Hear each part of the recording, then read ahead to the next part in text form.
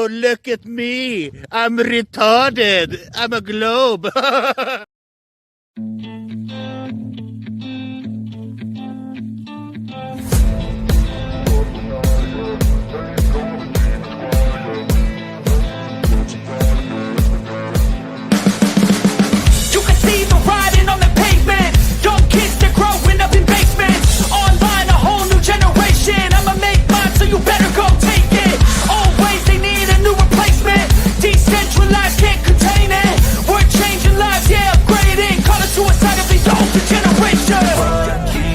At night, yeah. Make all the demons quiet, yeah. We were built to thrive, yeah.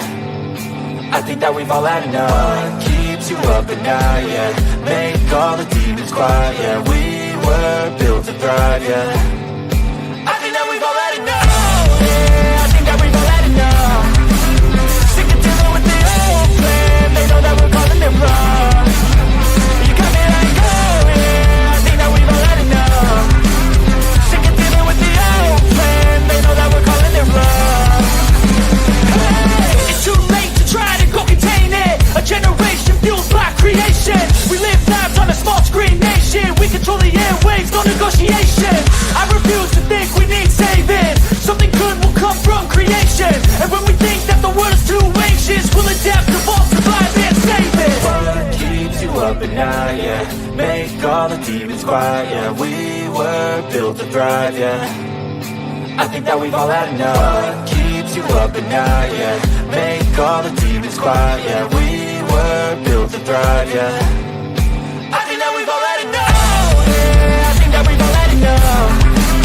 Sick of dealing with the old plan. They know that we're calling it wrong. You got me like, oh yeah. I think that we've all had enough. Sick of dealing with the old plan. They know that we're calling it wrong.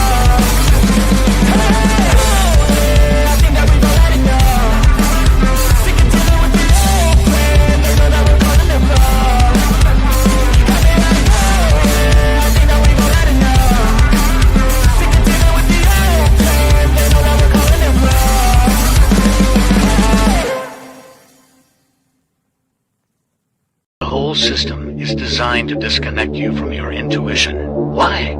Disconnected people are easy to manipulate. Everything from sunscreen to politics to the food industry. It's all designed to disconnect and manipulate you. We are in the middle of a war right now, but it's not a traditional war. It's a war on consciousness. It's a war on freedom. This is the time to listen, not to the news. No, your intuition, your gut, your heart. Love is the greatest weapon against darkness. How do you love more? You begin by loving yourself. How do you love yourself? You listen to the messages your body is telling you. Nobody is coming to save you. Get up. Be your own hero.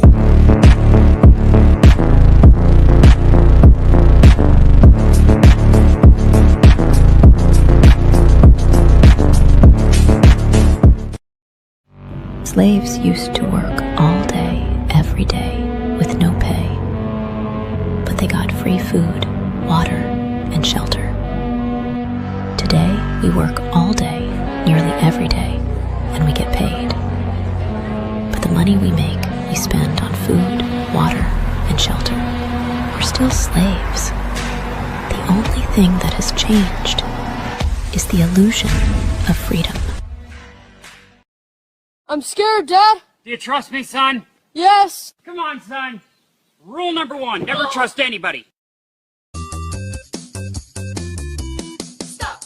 Don't touch me there. This is my no-no square. Stop! Don't touch me there. This is my no-no square.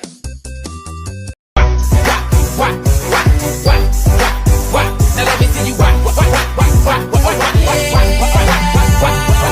Drop it to the flow, drop it to the flow then. Now lean. Make a nigga splash like Pippin. Shit, that's nothing. Splash. Everybody call me Big Pimpin'. No, I ain't bluffing. I'm with your mom in the kitchen, making blueberry muffins. Taste the biscuit.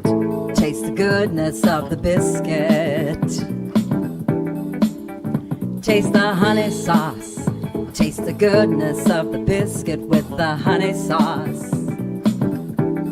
Don't get that honey sauce on me. I don't like the way it tastes with my chicken wings.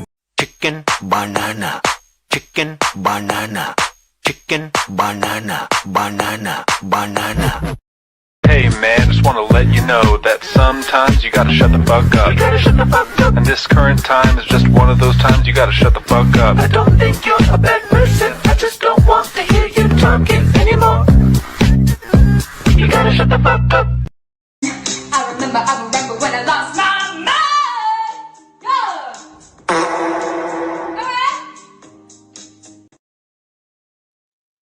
All right, good evening, ladies and gentlemen. Oh, look, we can see Fabio. Fabio's back there behind me. Welcome to Sovereign Soul Unchained Mind, all you freaky deaky people. Good to see you here. Look, 63 in the audience already. What do we got over here on Rumble? Bloop, bloop, bloop, bloop, bloop. Only 4. We got to get that Rumble count up. It's all right.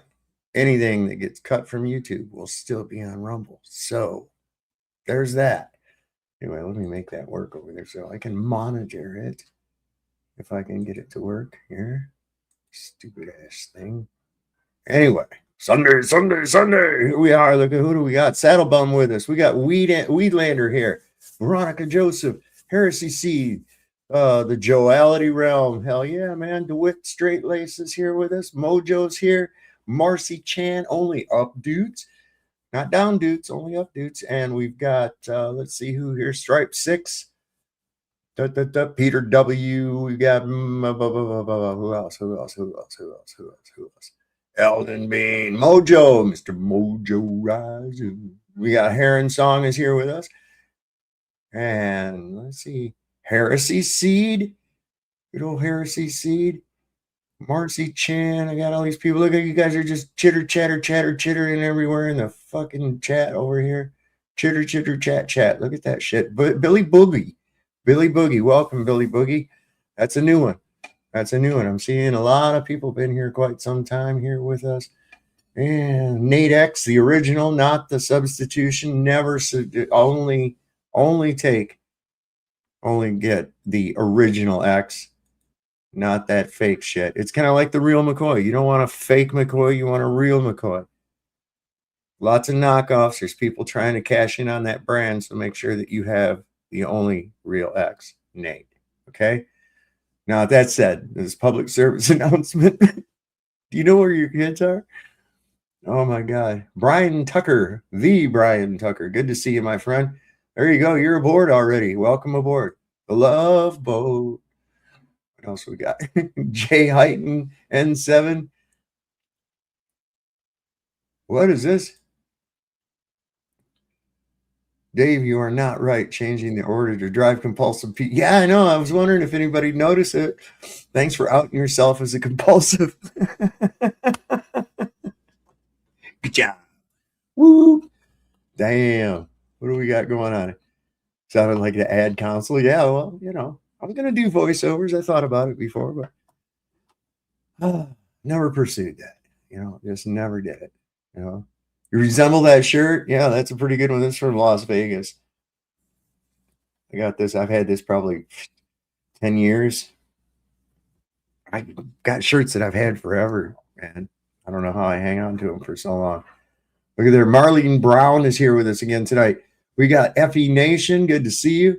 Look at there's more and more people coming in. They're going to keep piling in as it goes too. Tell you, man, I've just been looking at some crazy shit, mostly just really kind of analyzing how people's thought processes work, man. And, I'm doing this, watching people interact on social media and even in public with some of these, like these auditors that'll be out there. And I can't help but notice how stunted people are intellectually. I mean, they think and act like you would expect an adolescent. And it's, to me, bizarre to see coming out of a grown middle-aged adult man acting like, you know, to the point of, I know you are, but what am I? And then, of course, the auditor, he'll go right back down to that level with him, and they'll start, and it's no different than some little kids on a playground. And it's really quite telling. You see it so often that you have to realize that there's a great majority of people in the public whose minds are stunted to an adolescent level, emotionally, intellectually. How does that happen? I blame the indoctrination system. I really do. I blame the indoctrination system, because once they're out of that, then they figure that's how life is supposed to be forever. That it's like school, you know, and it's not. It's well, they've spent billions of dollars fucking people up to this point. You know what I'm saying? Look, there's who's that? Frank Henneke. Did I say that right? Watching from Texas. Good to have you here tonight, Frank. Good to have you here. Who else we got? Anybody else? Mr. Dunham, did we say? There's somebody new. Lisa Marie Ted. Oh, wait, you're not new. You've been here before. How you doing, honey? That's my friend Lisa.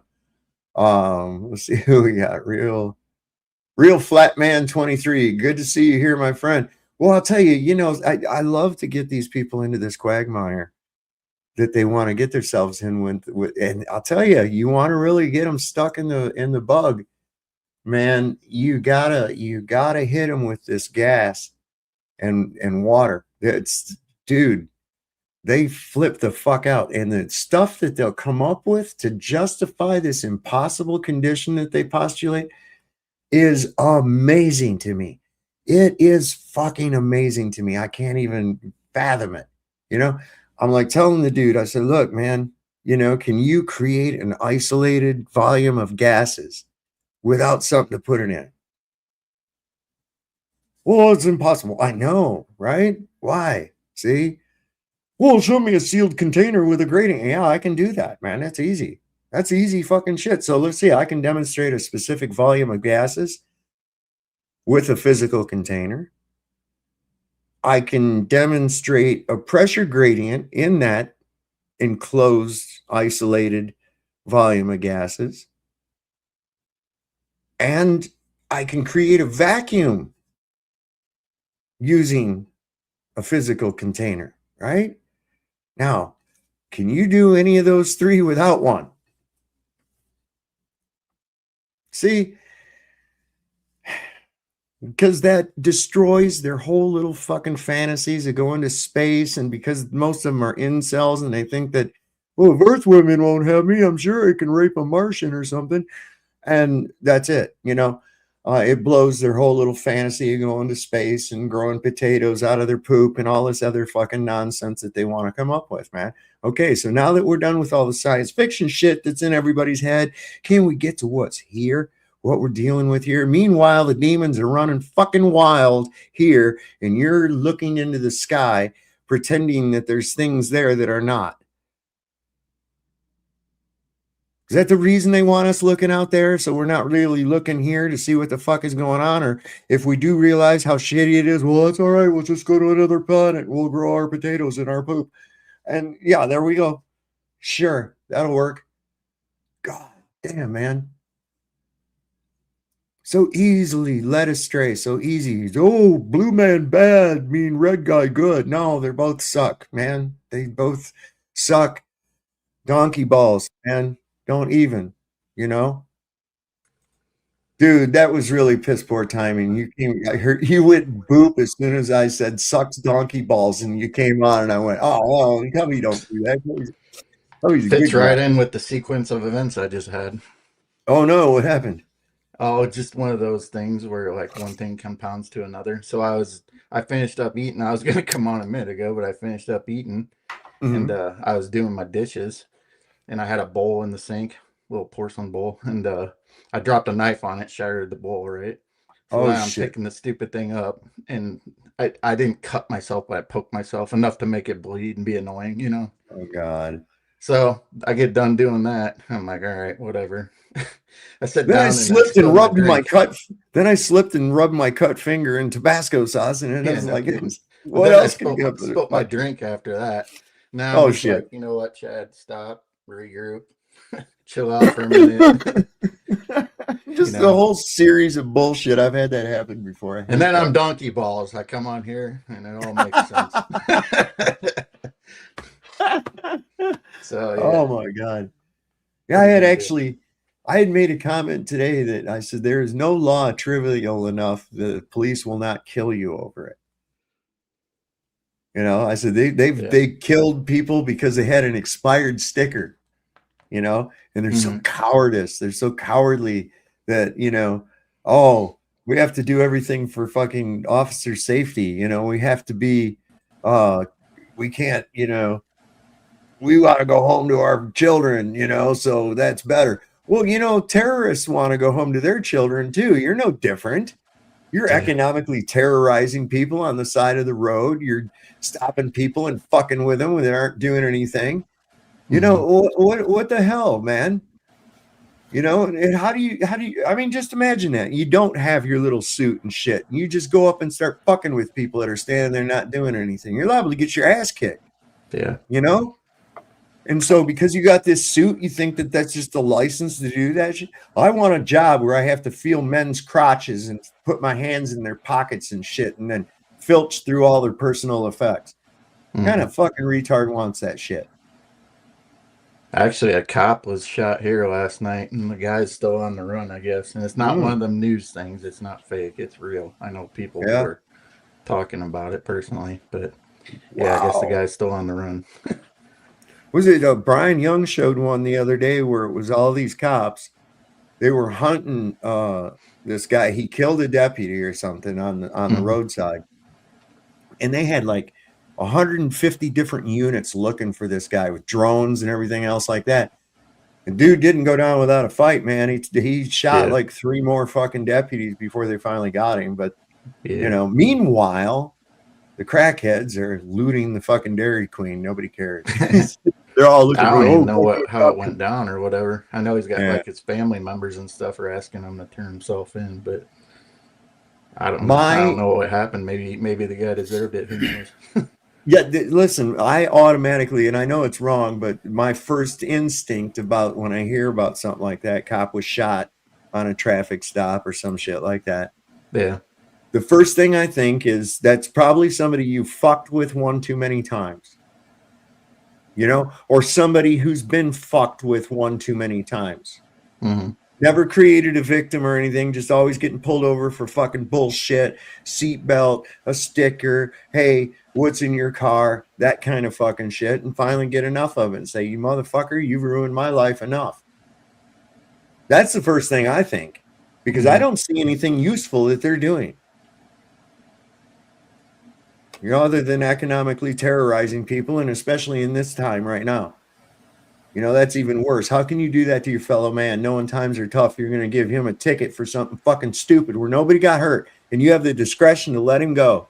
You have the discretion to let him go, but you're going to charge him a ticket that costs him maybe a fucking week's worth of wages. For all you know, you don't know. It's bullshit, man. Well, they need their quota. They got to produce. They got to get those numbers. Oh, they don't have quotas.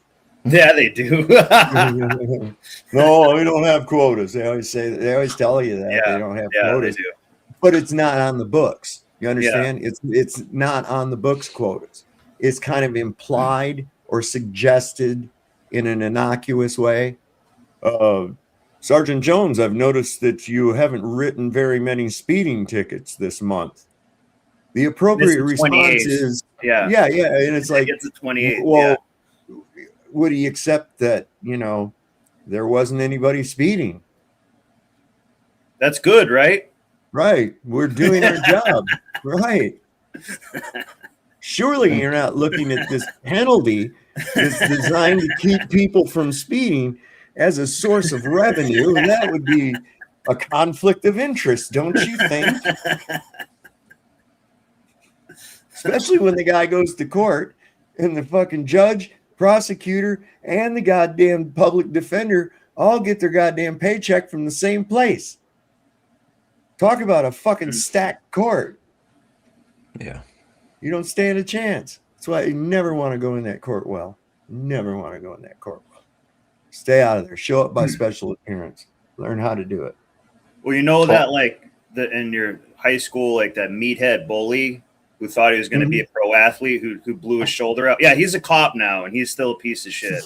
Like that archetype is there everywhere, and they abuse that power, similar to like sometimes how security guards will do that and stuff like that. If you like, we saw it during COVID. If you gave somebody a little bit of power, just like a HOA Karen, they will abuse the hell out of it so much. It's actually quite amazing how much there'll be a petty tyrant really fast. My little brother had that type of a personality, and it was just because he was just an asshole. I mean, from the time he was born, he was just an asshole. He almost gave my mother a fucking nervous breakdown. It was so bad. But anyway, sometimes we would just like me and my parents and him, you know, we'd be like home on a Saturday night or something like that, and we'd play a game called Let's Be Mom and Dad, right? And my mom and dad would play into it, and one of us would play mom and the other one would play dad, and one of my mom or dad would play either me or my brother, right? And kind of display the way that we vision them, you know, try to be like them as much as possible. I swear to God, my brother, it wouldn't be 5 minutes when my brother played dad. It wasn't 5 minutes that he had everybody sent to their fucking room for some kind of stupid shit, man. Trying to ground him and everything else like that. And it wasn't long, and he was like, I want to be a cop when I grow up. And everybody in the family was in total fucking like, no, dude, you should never be a cop. No fucking way. But that's how he was, man. He'd get a little bit of authority and just wield it, you know? I knew kids like that when they would be hall monitors or safety patrol or something like that. And they just abused the shit out of that, you know? Fuck that. That's why they had such a problem with me in school. It's like, they told me, they said, you have a problem with authority. I said, where did your authority come from? I didn't give it to you. Where did this come from? You're just some guy. You know, what the fuck are you talking about? You're just some man or some woman. Where do you got authority over me? You know, I never could. I deny it's never out of a sense of justice. It's just about abusing the power too. It's not like trying to do the right thing. It's always about something that's basically meaningless, and they'll try to get your car towed because you didn't get an inspection sticker or something, and it's really none of their business. But they had to go look for it. They had to like go on your property and look at it to try to rat you out, and it's a common person now. But who's the victim? See, and who's the victim? How is that a crime? How did anybody suffer loss, injury, or harm from me not having a sticker? Where does it say in the Constitution that I have to have a sticker? Does somebody have to have a fucking sticker on their horse if they drive that? If they ride a horse, do they have to have a sticker on it? Is there something about that too? What? Shut up. I'm using my personal conveyance, man. It falls under the category of household goods. It doesn't belong to you. It belongs to me. I bought it. You go and register that vehicle, that means that you just gave it to the fucking state. And they allow you to use it as long as you follow their rules. And proof of that is that little tag that you put on the back of the fucking car. That ain't your tag. That's the state's tag. Speaking of equal justice under the law, I see that Paul Hammerhead Pelosi let his lawyer, he skipped court and let his lawyer do all his bidding for him. You know, he didn't have to go in because he's special. You know, he's one of them. Well, what was his charge? What was his charge now? He ran into the back of someone's car. Ain't the first time, by the way, and then took off from the scene. He's a drunk. He's always drunk. Yeah. So was Nancy. You remember the guy who hit him with the hammer? You know, he went to like prison for like life. He went for a long time. Yeah, like here a the long reality time. of it is though is he and Paul Pelosi had a long relationship. They Yeah, were yeah, they were doing this shit all the time. Yeah, I don't yeah. believe he that was guy went anywhere. He went to the same no. place as Ghislaine Maxwell. No, Some I think he got island. a pretty heavy sentence. Maybe. Oh, I'm sure I he think, did. I'm sure they told you that, but I don't think he really went anywhere. I remember we did a show. We analyzed that whole body cam footage, and that shit was staged as fuck. That was staged as fuck. They even had a line drawn on the floor where he was supposed to fall at. That shit was fake as shit. Yeah, I don't. And it wasn't the first time. It wasn't the first time that the cops have been called there, and it was that same dude with Paul. The glass broken from the inside out. I mean, come on, the whole thing was fucking stupid, man. It was just they was having some kind of gay rough sex or something. That's best I can make of it. you can't just walk into Nancy Pelosi's house and or neighborhood without being seen. No way. Oh, it's just that guy. Don't worry, he goes there all the time. You know, that's what would happen. Whoever's watching that house, that's just how it is. You know, there's a lot of people gunning for Nancy. They admitted that they had cameras watching that place all the way from DC. So it's like, come on, man. I mean, that's not the only cameras they got around there, but you know what I'm saying? Like, whoever NSA or one of those 3-letter agencies, they patrol that via the eye in the sky. Yep. And then meanwhile, they're poisoning us. I thought this was pretty good. This is oh shit! I did that again. It's a time lapse. Scott, Paul Pelosi did kill his brother while driving. Yeah. This is like his 4th or 5th offense while driving. God damn. So He's this is like Kennedy status. Yeah. Here's a time lapse of a chemtrail. I thought this was pretty interesting. Open your eyes.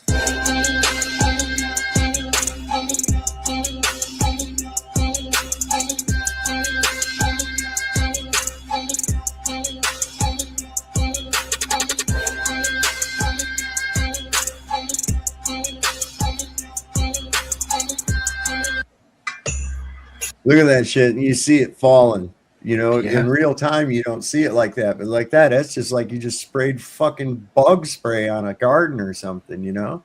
You can see it in real time. I've captured it. I got them on shorts on my channel where they just turn into clouds or dissipate down. It's insane, man. And people go, no, those are contrails from airplanes. I'm like, yeah, they are.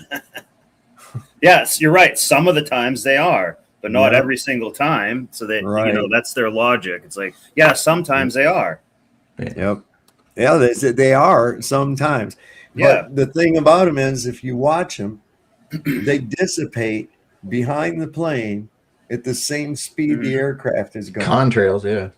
Yeah, contrails do. Yeah. They don't stay there. Listen, World War II aircraft would leave, you know, the bombers, especially B-29s, right? They would leave contrails. They were prop-driven aircraft. So if the contrails stayed up there like that, all they would have to do to find where the air base was at is follow the fucking contrails after the bombers leave. Right? There it goes. Lead right to the fucking right to the air base where they're at. We know where they're at now. Boom, we can go there and destroy their air base. Come on, man.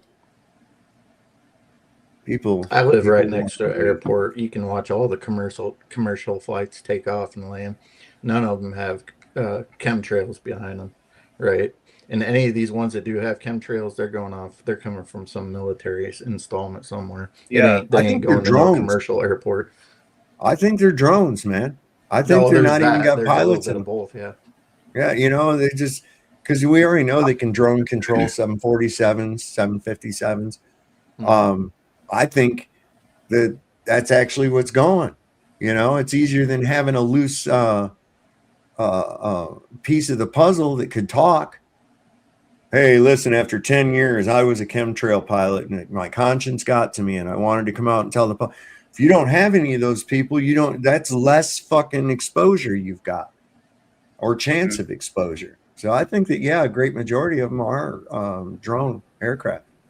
Yeah. But previously, before they got the drones down good, 100% there'd be people who would fly those planes and spray stuff for money. 100%. Everybody kind of has a price. If you paid someone $10 million, they'd be like, yeah, I'll do that. That's fine. I live in a county, right? They do that all the time. We ran into that the other night with a guy on here, right? He said he was here in Sterling, Virginia, building a data center, making great money. You're fucking working for the enemy, dude. What the hell is wrong with you? You know, and after I kind of explained it, he says, well, I never thought of it like that. And I says, apparently. He really didn't think of it like that? No. Well, no, he's making money and having a good time, probably, you know. Yeah, it's like people just don't think, you know, I don't know what it is. They can't extrapolate. You know, they have a problem extrapolating. You know, a lot of times I like to sit and just war game situations in my mind, you know, say, what if this happened, that, and the other? And then I kind of like work it out, you know, like how would that play out, you know, or if it happened like this and play it out. And that's how I come up with, like when I first started this shit with Iran, I was sitting there going, oh, I started running the shit through. I'm like, there's a goddamn good reason they haven't done it in all this time. A real good reason. And I started thinking on it, and I was like, they can't logistically support that shit. I started looking at the maps and how everything was going. I said, they can't fucking support that thing logistically. Now, what do we got? We got sailors fucking starving to death on a ship. They ain't got no place to shit. We're run out of ammunition. All of our bases there supposedly have been destroyed that are in that region. The only place they have to go is Israel. And now I think they're kettling the enemy into one area, Israel, and then they're going to do the fucking major barrage on it, man. I think that's how that's going to go down. And Iran is like surrounded by mountains too. It's a very desolate, like it's like a fortress in and of its own. Just getting there is a bitch. Yes. Getting close to it is like a logistical nightmare. Exactly. That's what I was saying. There's no way. Afghanistan was bad enough. Mm-hmm. You know, this is even worse. This is way worse. Well, and we lost Afghanistan too. It's no different if they were to come here. Like, you know, we've got rugged terrain and stuff like that. They would have a rough time taking over the United States. Nobody thinks of it that way, though. It's like, oh, we're the powerful United States. We can just go in and destroy any country. It's like, no, man, your homeland is not as easy to intrude upon as people think. You know, we've been here our whole lives. We know the areas and stuff like that. Home field advantage. Right.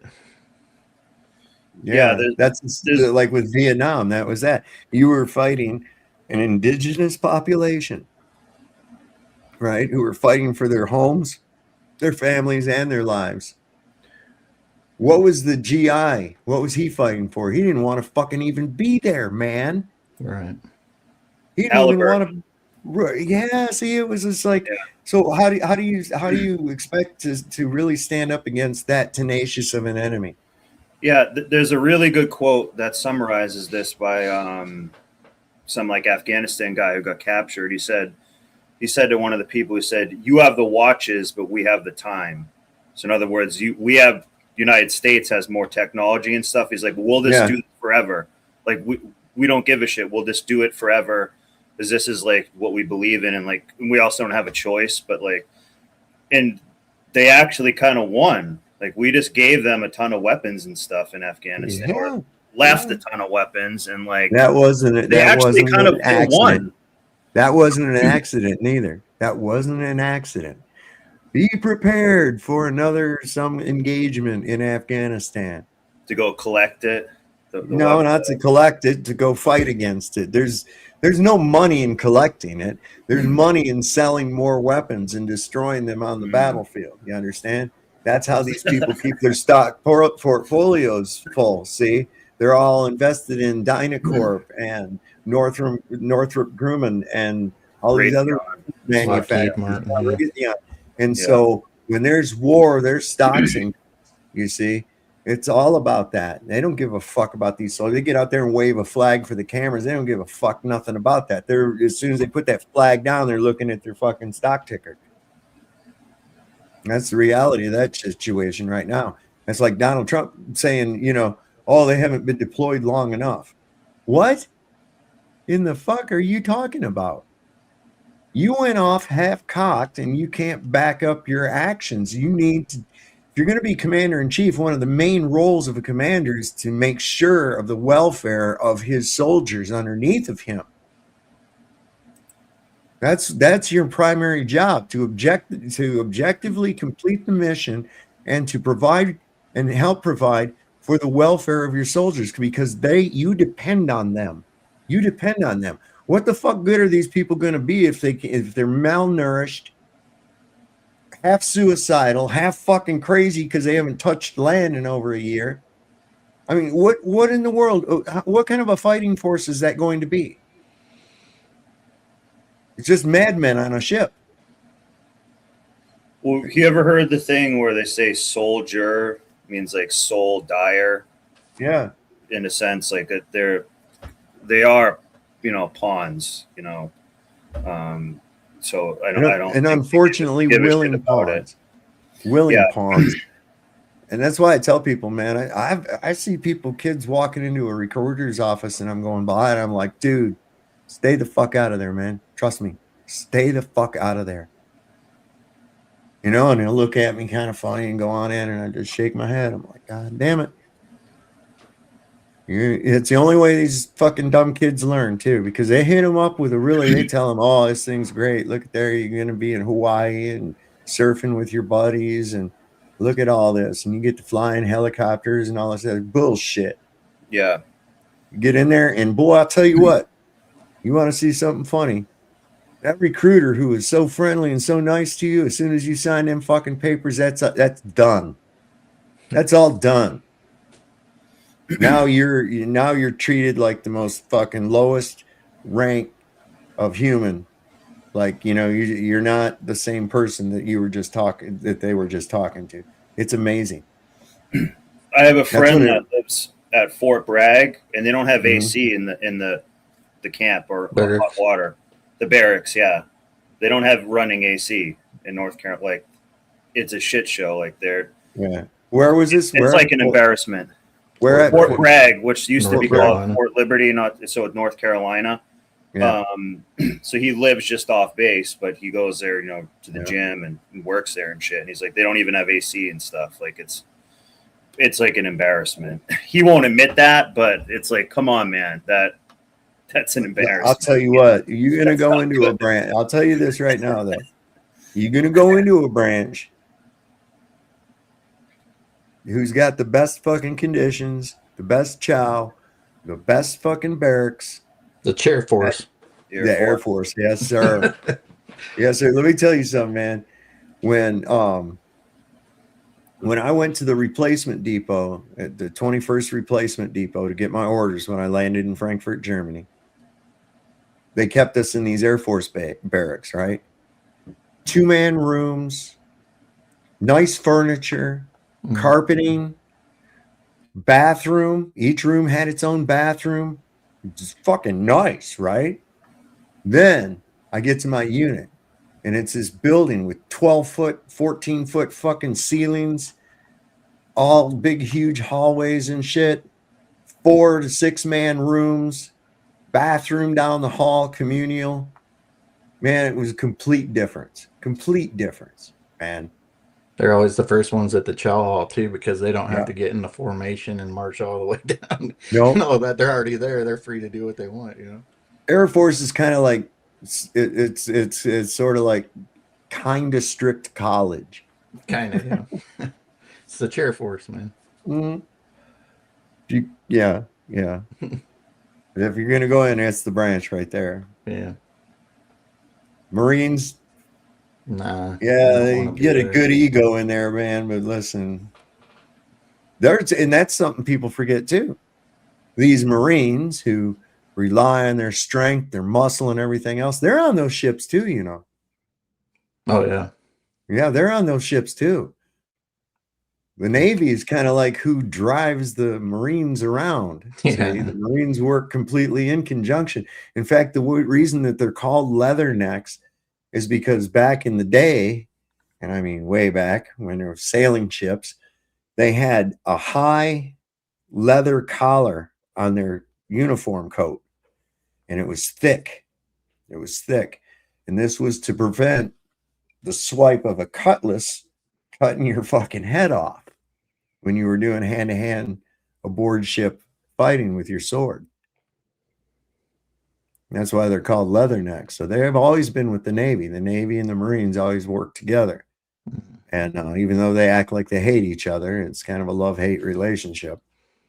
And so there's Marines on board. And what I'm getting at is the fact that this low-calorie, unsubstantial food that they're being fed, along with the unsanitary conditions that have been created aboard this ship, is going to play hell on those Marines and their physique and their strength and everything else. I mean, if Trump does decide to deploy boots on the ground into Carg Island, which I've heard they did with a group of Delta Force that got captured, like 179 killed and captured, but they ain't gonna be worth a fuck. Especially who provides that food. You know who provides that food? The Bush family. Nope. George Bush's brother, Kevin Bush. Jeb? It's one of the Bushes. No, not Jeb. It's one of the Bushes you don't hear about much. I'll have to look it up. But it's the Bush family, and they also provide the same food to the prison system. Isn't that wonderful? Do you think they're going to give you good food? Do you think they're going to give prisoners good food? Like, they treat you as a prisoner, basically. Yeah. And they make a lot. I'm sure they get a big contract from that and feed you slop. They said they are prisoners. They are prisoners. Yeah. Basically. Yeah. They volunteered for that ship. Now you look at the draftee, who we may or may not see happen here on the horizon. I'm thinking, dude, just take the L and get out of there, and maybe do something cool for America so big that people will forget about this fucking blunder. But I don't think it's going to be too soon that anybody's going to forget about this blunder at all. I think this is a worse than Vietnam situation. I don't think anything good's going to come of it at all. No. I don't. That's why I say just take the L and get out now. Just take the L and get out now. You ain't going to be the first one that had to do that with Iran or Persia. No, sir. Okay. You just bit off a little bit more. You let your mouth get bigger than your balls, and what happens? See, you got yourself into a problem. It happens to a lot of people. Muslims and Islamists have said that, like, when they are cursed you or you go against them, that you get a bad leader, and look at Biden is like a straight up humiliation ritual. So you get a bad leader and a corrupt leader. And if you look at that, I mean, every president we've had, has pretty much been that. They may not appear that way, but they are. They are. All of them. It doesn't matter. Blue, red, it doesn't matter. You can go all the way back to FDR. He was a criminal motherfucker too. Truman, criminal. Go all the way back. Woodrow Wilson sold us out to private banks. He was a criminal fucking guy. Harding, he was a criminal. I mean, all these motherfuckers. You can't let men wield power. They will become corrupt. And it's basically because they say that power corrupts and absolute power corrupts absolutely. But the reality of it is that power attracts the corrupt and corruptible. It really does. That will most often be a person's motivation for taking a position of authority is the ease of corruption, non-accountability. Well, and they will sell their soul or sell out to gain that power, which means you're already corrupted. You've already done the deal. So you're basically saying, like, I'll be a puppet. Like that's someone like that Mayor Pete guy. He like wants to be in power so goddamn bad and be in the CIA or something like that. They try to groom him to be president and stuff. Like, I have a feeling that he's going to be one of the presidential candidates for some reason. He seems like someone they're going to try to install. Well, I hopefully before that comes about, we can get this message out there that the fucking voting for these idiots, regardless of what side you pick, is exactly why we're in this fucking problem we're in. You're not going to vote your way out of this. That's all there is to it. You live under a Zionist-occupied government. The government of the United States is completely illegitimate. It does not follow the Constitution. It is run by foreign state actors under the guise of being Americans. Okay? The merging of the Israeli military with the United States military should be a wake-up call to anybody. That is a treasonous act. You do not do any such thing, especially with a country that has been deemed to be the biggest security threat on earth by our own intelligence communities. And genocidal maniacs too. On merit, it's not a great idea to support them. 100% satanic fucking country. 100%. And that's why here, and this is another thing too. We're not going to accept the word anti-Semite anymore. We're just going to call it anti-satanic. Okay? I'm not anti-Semitic, I'm anti-satanic. And what these people are doing is completely fucking satanic. And they have no remorse for it. They cheer for more. These are people that rioted for their right to sexually assault prisoners. Think about that. They almost went into a civil war over that shit. What kind of a demented mindset is that? That's wow. And we support that? We don't. Our government does. They have to, because they're owned by the motherfuckers. That's why it's illegitimate. 100%. The court never been on the right side of anything in history. Never once has the Supreme Court. It's always been fucking political. It has never been what it's purported to be. Interpret the Constitution. They couldn't interpret a fucking Chinese fortune cookie, for crying out loud. Everything they do is politically motivated. They're not interpreting the Constitution. They're viewing it through a political lens, and they're explicitly supposed to not do that. We have a Congress that is about 80% influenced by a foreign nation. And we have a president who shits himself and whose motto should be caulk and paint will make it what it ain't. He's worried about a motherfucking ballroom that nobody asked for. He's worried about a fucking triumphal arch that nobody asked for. He's gold cladding fucking statues and shit, pasting his name all over everything, all at our expense.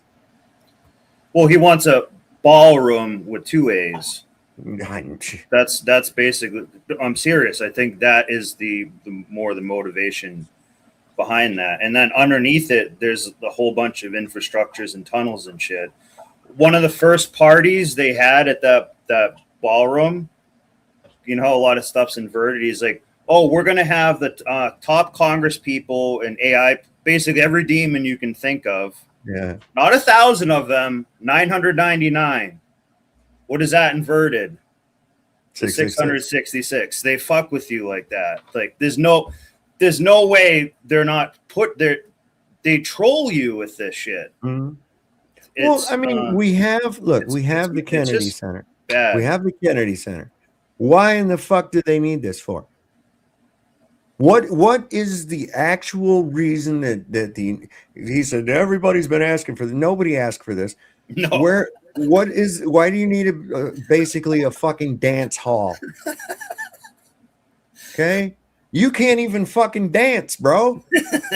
You go out there doing the hokey strokey, man, to a gay anthem, for crying out loud. Because it got a song about people grooming young boys at the YMCA while you're out there looking like you're whacking off a couple horses or something, man. What's going on? Dude's a closet homo, I can tell you that now. It's all distractions while they behind the scenes enrich themselves with the stock market and everything else. It's basically, one distraction after another. Most of the stuff doesn't have any validity to it. But I'll tell you, somebody who's not getting any richer off of the fucking weapons industrial complex, Lindsey Graham. Mm-hmm. Mitch McConnell. Maybe his family is. Yeah. And you know why they had a closed casket for him? He was already half blown up. He got blown up in that Ukrainian drone factory. Probably. They don't want you to know that. They want you to think like he just died from a heart attack. No, he got blown up, and Russians blew him up in a Ukrainian drone factory when he shouldn't have been there. Because he was talking about he loved killing Russians, and then he went over and he got blown up. But that's why they gave him a close. Lindsey Graham. I love makeup on my funeral. They would love to put makeup all over Lindsey Graham. He got blown up. He got. That's what happened. I'm serious. The timeline suggests that to be more true than him dying in his house. Okay, of course, because there wasn't enough time for him to travel by rail to Poland to take a flight back to the U.S. and for that to happen at his house. Okay, you're right. I've been saying it. I think he got his ass blowed up. Good. You love war so much. Here's some war for you, motherfucker. Here you go. Yeah. I did like a show on my show where I was being the ghost of Lindsey Graham, talking about how he loves like ball and the Ukrainian drone factory. But that's what happened to him. And they want to tell you it's a heart attack, so it doesn't make it look as bad. But he got over there. He shouldn't have been. He's over there with Zelensky, and Zelensky wasn't in the drone factory, unfortunately. Right. But he got over there. He got. He was talking about wanting to kill Russians, and then he got blown up by one. It's perfect. It's poetic justice. It's poetic justice. Somebody who loves war and explosions as much as he does got to experience it. You see? He loved that shit so much he'd run around the White House with a fucking war boner going on. And now here he is. He got to be right in it. It's sort of like a demon. Yes. Now you should switch yourself with Tony Drake. You look like a duck with arms. I did. And Lindsey Graham would do like the gay, like he'll do anything in the Rothschilds parties and that's another thing about them being gay. What are you going to do to them? Make them do something gay that, you know what I mean? That's like a power for them in a sense. You know what I'm saying? Right. So you can't compromise. What are you going to compromise him with? Nothing. He doesn't give a shit. So he kind of had a lot of power in that. Literally in that sense. Photos of him walking around Disney World by himself with a fairy princess bubble wand, man. Come on. Look at this. This is pretty dystopian. Check out this fucking drone police station.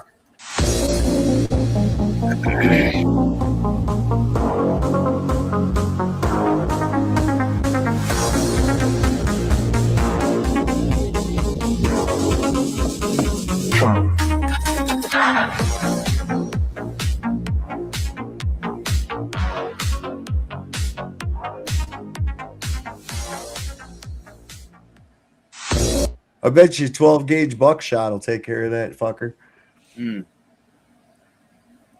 Well, maybe that's to deliver insulin to people who need it. Maybe we're just making an assumption. That's it. Yeah, of course, because they don't have our best interests in mind.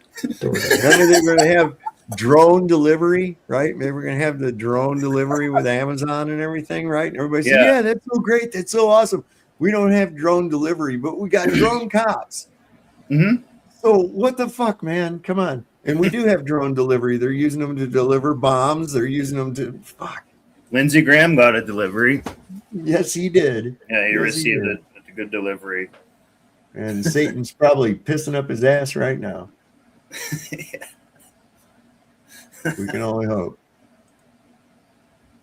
Back when drones came out, me and my friend would like deliver weed across the city, like with the drone. So a buddy would be like on a balcony, and we give him a little bag, and it was pretty funny. But drones now have FAA stepped in more. So if you wanted to get a drones like pilot operator license, it's like a book this thick. You basically have to be a pilot to get a commercial drone operation license and fly it at a certain height and stuff.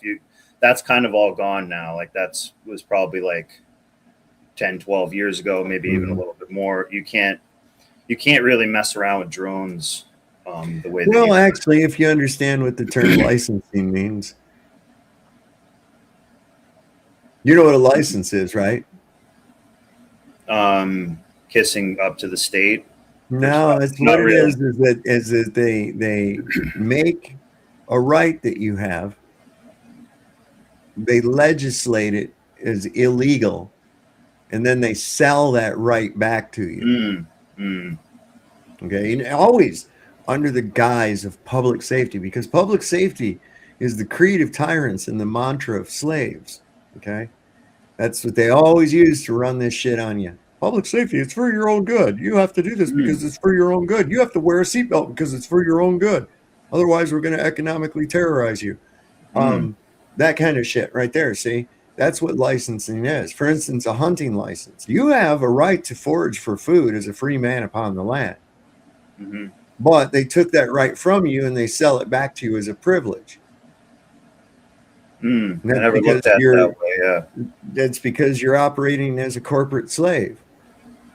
And you've got a good sense of lies. Well, it's a toll booth. You got to pay the toll. It's a subscription because everything is going. Who decided that? Who decided that? Well, a tyrant to make you. Well, yeah. I mean, do you agree that all contracts are voluntary? Yeah. Okay. So I don't accept the contract. It's been offered. I don't accept it. Let's see.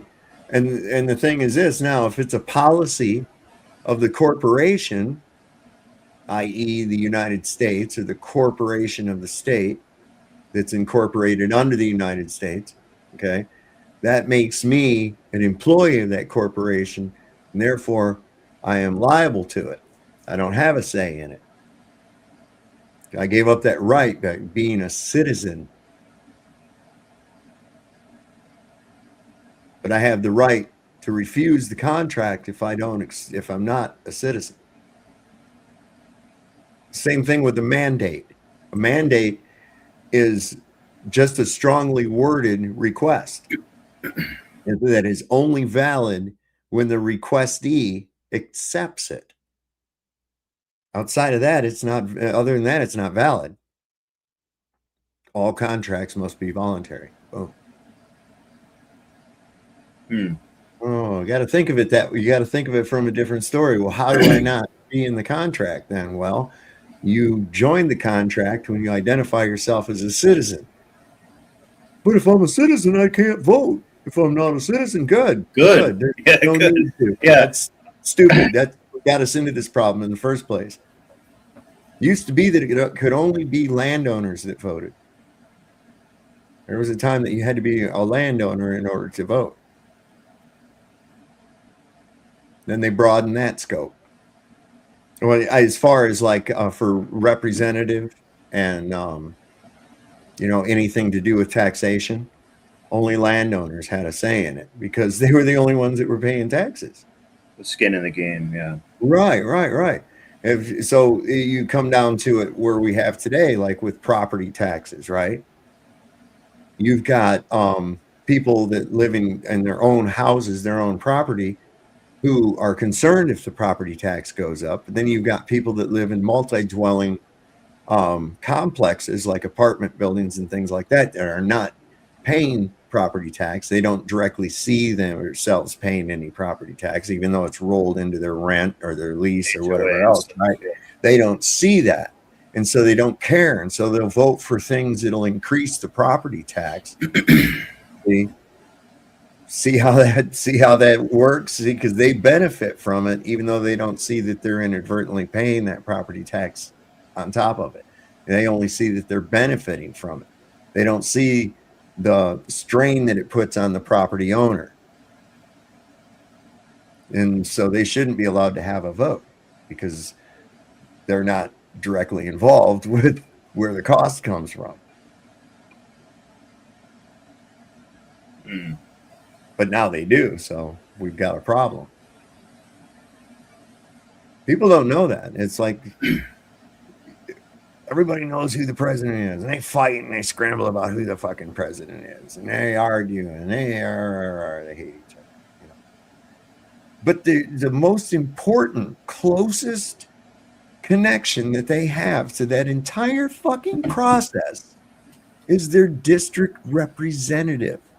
And hardly anybody knows even what district they live in or who that person is. That's or when the local voting is too. Right. Yeah. They'll be like, we vote today? They're like, oh, I didn't know that. Yeah. And they keep it a secret, basically. You know, and you know what, as far outside of wars and things like that, the only thing the president of the United States has to do with you is whether or not we're at war or not at war. No, we'll pretty much be at war, each one. Well, yeah, but see what I'm saying? And plus, they've given themselves this power to dictate through executive order, which is nonsense. EOs are not law. Sorry. It bypassed the whole process. It's not valid.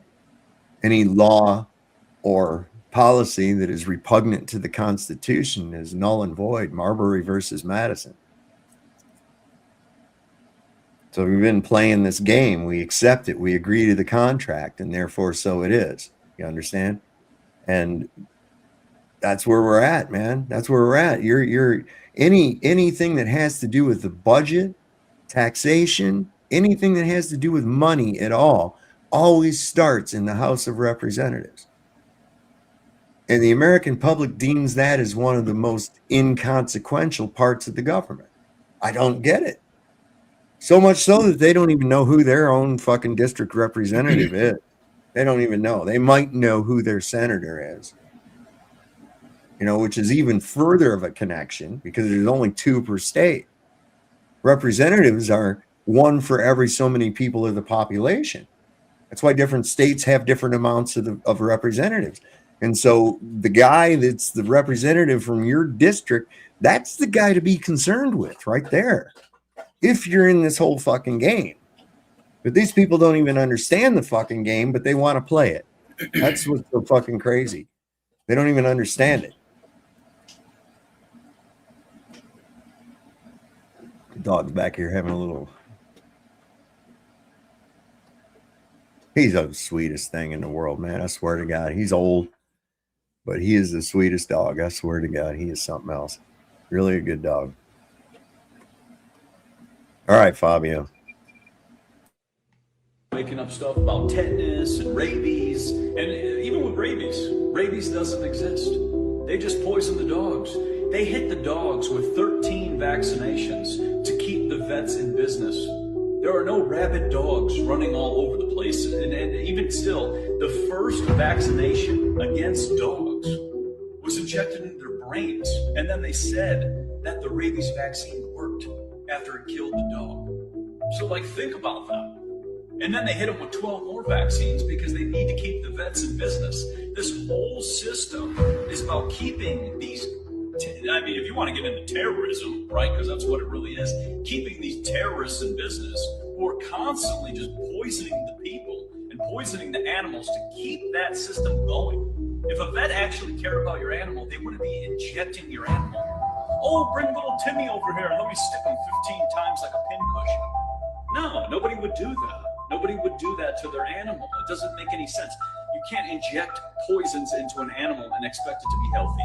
Same with horses, same with cats, same with every other animal, even the wildlife, okay? People are like going out there and they're like, oh, I'm out in the wild. They inject the wildlife.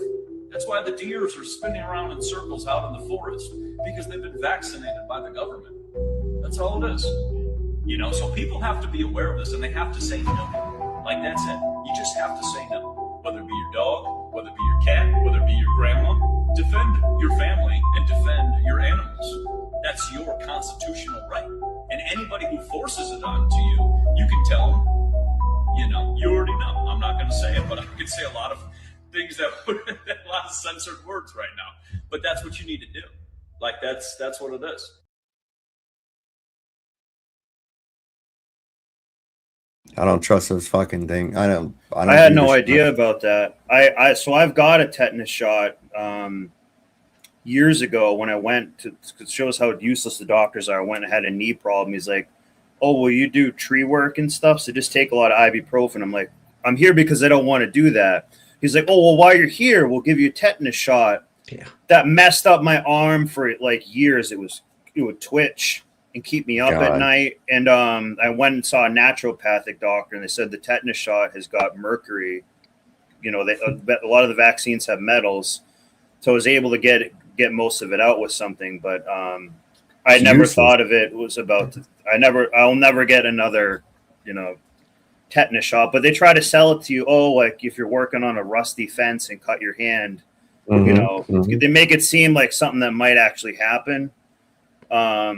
So, but never again. If someone gives you the tetanus shot, guys, don't do it. But I had no idea about that as rabies. I don't. Another racket too is the ADA, the American Dental Association. They basically work for like Crest and suggest the shittiest toothpaste, and they love fluoride and shit. Yeah, they're a bunch of small hats in the ADA too. That no different fund these studies. Just everywhere you look, there's a small hat profiting off some, you know, small mafia of dent. It's like a dental mafia. Same with wisdom teeth. A lot of times wisdom teeth don't even need to be removed.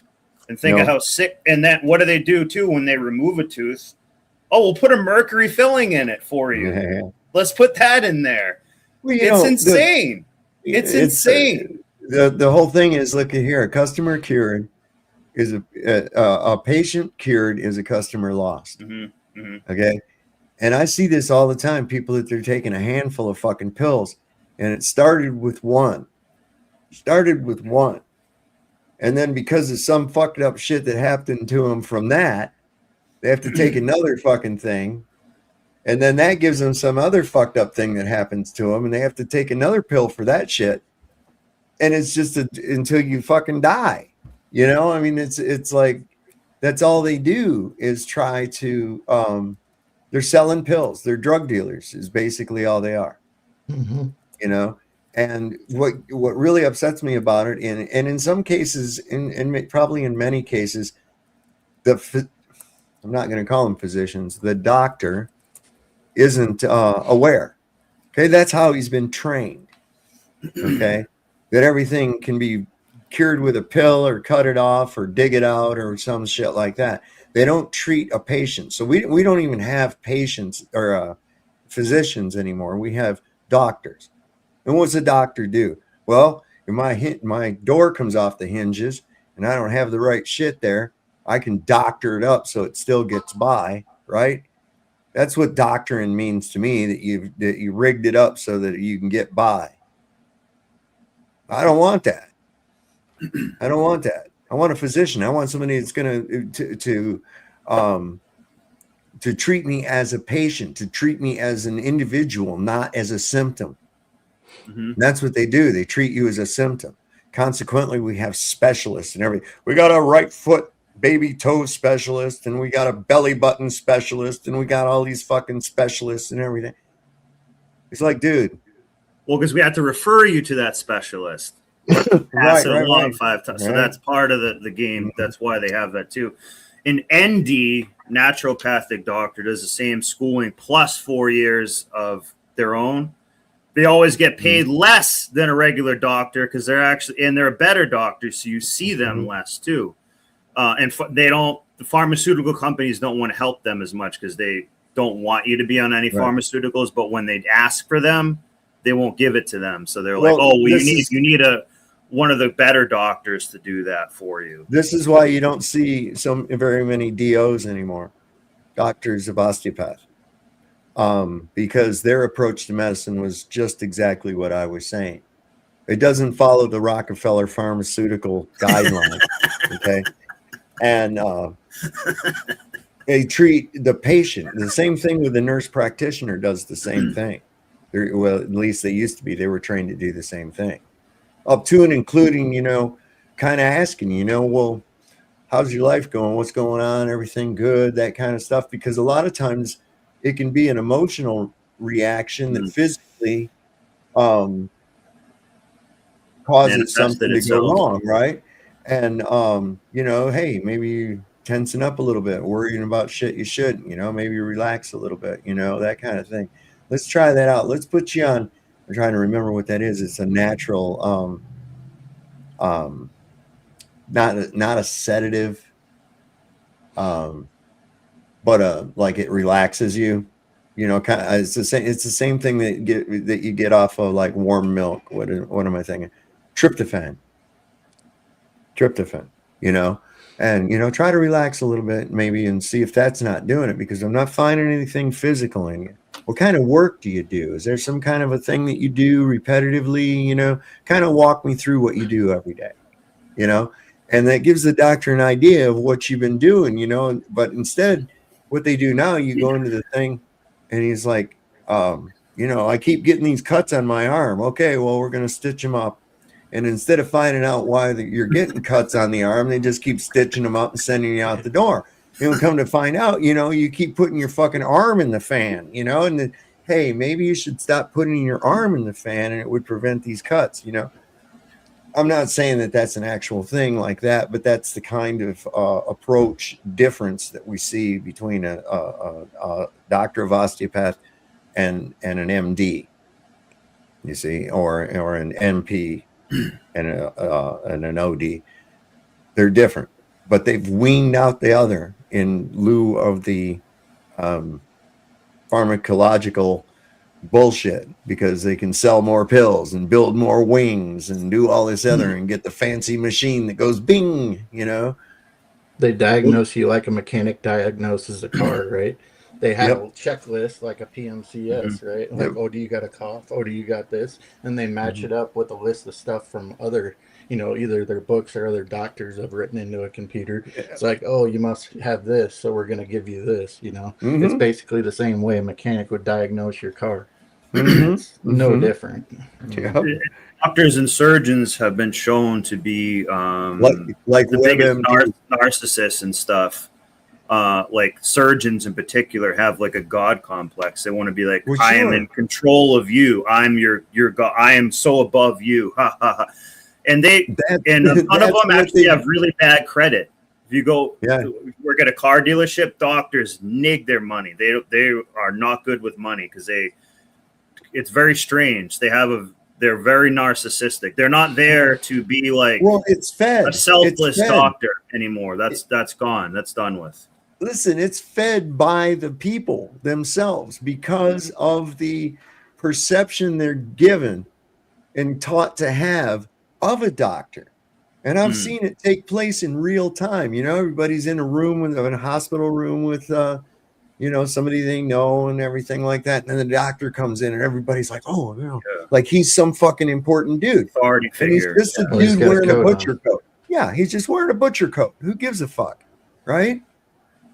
And that's where people are at. They go, oh, he's a doctor. Whatever he says, that kind of thing. No, dude. No, you're just wearing a butcher coat. I don't give a fuck if you went into debt for the rest of your life to learn whatever it is the fuck you do. I am not going to be beneath you. I'm not beneath you. And you're not going to treat me like I'm beneath you. It's not happening. That's I approach everybody with that attitude. I don't have any kind of reverence and awe for any fucking person based on their goddamn position or their title or whatever else. That's ridiculous, man. I mean, ooh, you're a doctor. I've known doctors that are fucking dumb as shit. Okay, so that doesn't mean anything to me. I know a doctor right here locally that amputated the wrong fucking leg on a guy. Okay, so that you're just a fucking dude, man, that does a job. Yeah, they're just really good at memorizing and regurgitating the information that they learn in school. It's basically, and then talking with a really calm voice to soothe you through the process. You know, a lot of them don't even take many classes. Like, you think you're a doctor, you'd like know a little bit about nutrition. No, not really. They take like one class on it, and so anything that would be handy that you think they could say. Not only that, like the RDA for our vitamins is absolute dog shit. Oh, here's like 60 milligrams of vitamin C. It should be like 6,000, 60,000. You can take a ton of that shit. If you ask them like, oh, could I have an IV of like vitamin C? They'll look at you like you're high. And it's like, this costs you like nothing.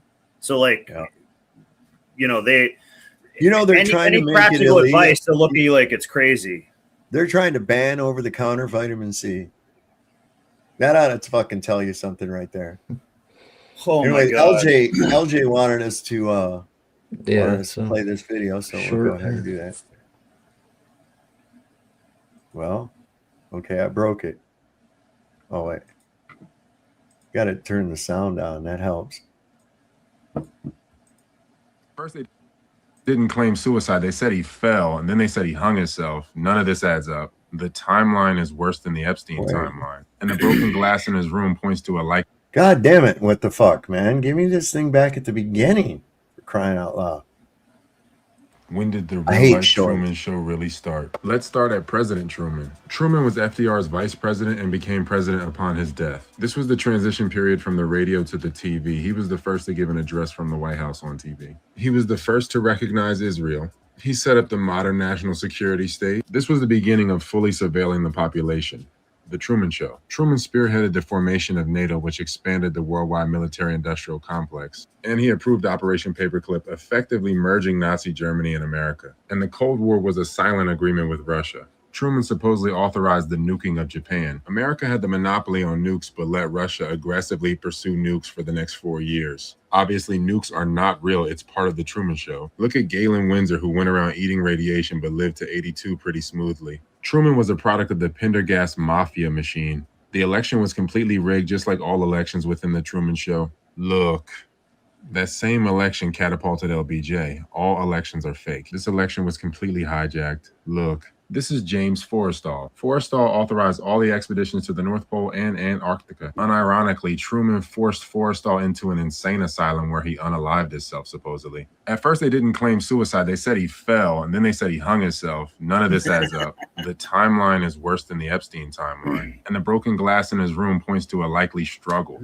The poem that they claim is somehow a suicide note that he wrote doesn't even match his handwriting, and the poem isn't even complete. This man knew a lot about a lot. He authorized Admiral Byrd's expeditions. But before Byrd, there was the Norge expedition. This was an airship expedition. And airships were all but eliminated about 10 years later. If airships were around today for the average man, travel to the poles would be easy. It would be like getting in an RV. Obviously, there are many maps from over the years depicting more land in this realm. Some more detailed than others. Some show distinct differences in the landscape. They reflect the nature of the land at the time they were drafted. Each reset changes the landscape. The oldest clocks expose the nature of the realm. But of course, the oldest one has been altered. Look, this realm is a clock. Many say the fourth dimension is time and that we live within a hypersphere that is within a hypercube, a hypersphere within a tesseract with converging layers or dimensions, each layer expressing a different layer of physical reality. And the superposition is the point of singularity between all the realms, the coherence point or base reality. Base reality is the dream realm. Dreaming is the creation realm. The physical realms are the reaction realms. Ironically, 8 letters, same letters, creation, reaction, kind of like the 8 planes of the tesseract. I don't mind which model or layer you identify with. I just know NASA is fake. They use green screen and VR contact lenses. Look, this hat is a digital overlay. And they use zero gravity planes. Look. The Cold War was an Arctic treaty. And there are 3 North Poles. And people never really go to the real one. And the South Pole might be even harder. We live in the Truman Show. A lot of information in that. Yeah, man. But I disagree with the concept of time being a fourth dimension. Okay. The 3 dimensions are, of course, height, width, and depth. Right? Where does time play into that? Time is a concept of the human mind. It doesn't really exist. There is only the perpetual now. We use a concept of time to navigate through the reality we only have right now. The past is nothing more than a recollection in your mind, and the future is nothing more than your imagination. So there's only perpetual now. It doesn't really exist. It can't exist as a dimension. This is why I say that wackadoodle Jew, Einstein, was fucking crazy. Okay? That guy was a nut. Total nutter.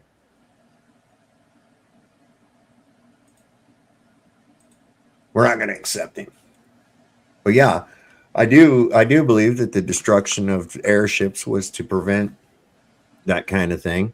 It was also to bolster a more money-making and deceptive scheme of airliners. And let's look at it. If the Hindenburg one crash ended the airship industry, which was burgeoning, it was huge. These things were like cruise ships in the air, man. How many airline crashes have there been since people have been flying? But we're still flying, right? Some people are. I'm not. Yeah. I mean, what the fuck is it? All the time hearing about an airplane crash. Here, an airplane crash there. Such and such an airliner kills 300. Boom. Okay. But we didn't stop using airplanes, did we? So it looks to me like the airship industry is safer than the airline industry. They didn't monopolize it yet. Well, one way they would try to justify this is it's small hat related, but insurance is like another arm of the government, a hidden arm of the government that regulates a lot of these industries and all that. So when they see one of these go down, they're going to say, oh, the insurance ramifications are so much, so we can't do it now. So small hats come in and make insurance so I'm saying that's a reason that they're going to say is a logical reason to take it away. Insurance industries do this with insurance industries are what create the monopoly.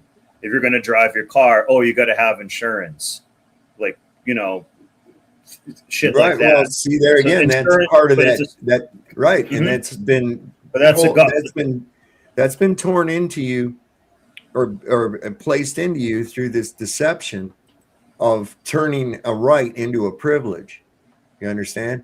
They turn a right into a privilege, and then they can force you into buying that insurance, right? Yeah. But here's the reality of it. Why? Why do you have to have that insurance? No, you don't. In my state, you don't have to have insurance either. I'm saying in most states, why? Right, but why? They do. What's the reasoning? What's the reasoning behind it? This is what I'm asking. Why do you have to have insurance? Because if you hit someone else, they're going to say you have to be liable for paying for their car and whatnot, and vice versa. If I was coasting down a hill in a soapbox derby car that I happen to make out of a 55-gallon drum and everything else like that, and it strikes the side of a parked car because of an error that I made or something. Now, I don't have insurance on that soapbox derby car, but I still incurred damage, right, on someone else's property. So now what happens? Well, that guy is probably own insurance on the vehicle, not the derby one. They'll put in for an insurance claim, and they'll get, but that should take care of itself. They wouldn't, though. Wouldn't, because the driver was not at fault.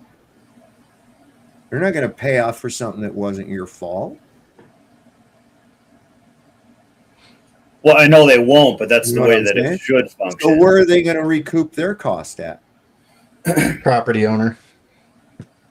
Is that what you're? No. What I'm saying is that the guy that did the damage didn't have any insurance, right? Yeah. Right. Okay, so does that mean he's not liable for the damage that he caused to the other guy's car?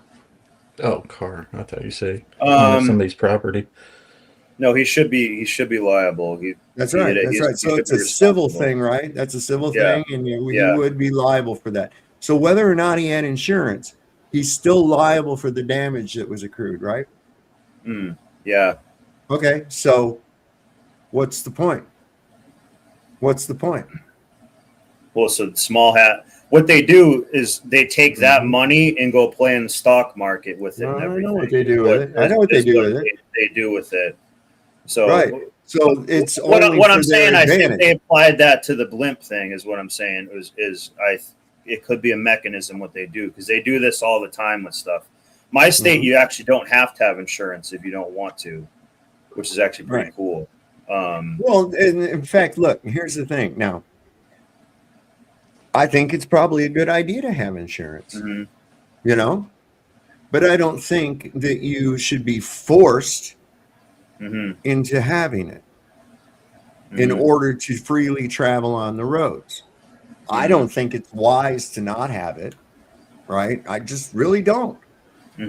However, that should be voluntary. Yeah. Okay? You're allowed to make your own dumb fuck mistakes. Okay? If you want to do it and you don't have insurance and you want to be liable and having to pay for that fucking shit for a long, long time or whatever it takes, that's on you, bro. Yeah. That's on you. Okay? So it's not a wise thing, but you can't force people into a contract.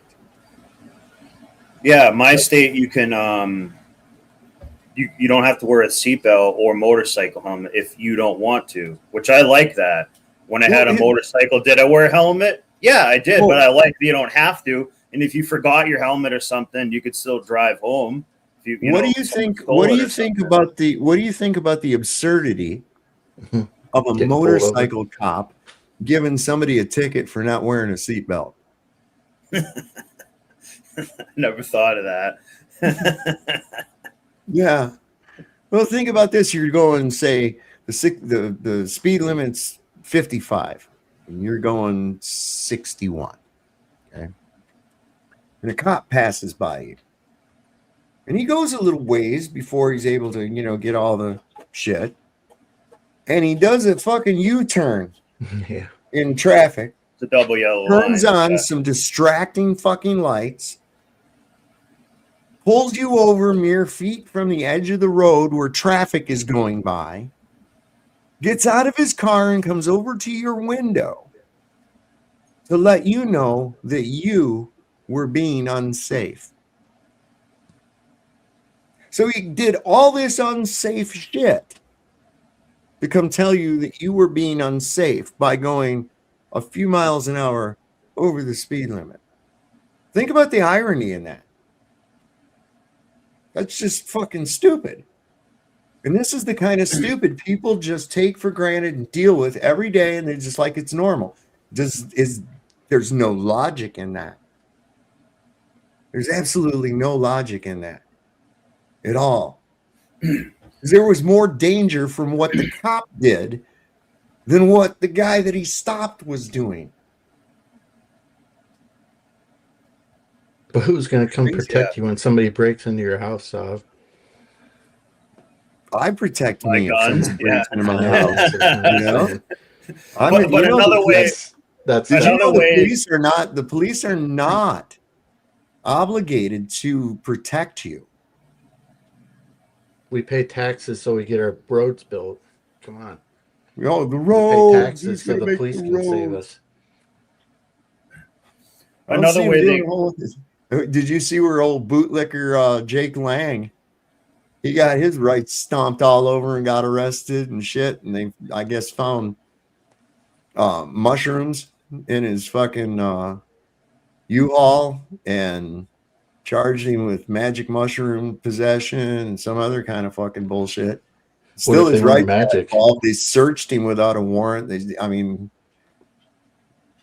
was bad. Like you have to prove their magic first off. Yep. Like poof, smoke appear and did he disappear? Those aren't magic mushrooms, buddy. They're just regular mushrooms. Those are just oyster mushrooms, officer. Those are just chicken of the woods. Yeah. Maybe you better try one there just to make sure there's officer. Right. See what's going on. Let's do a field test.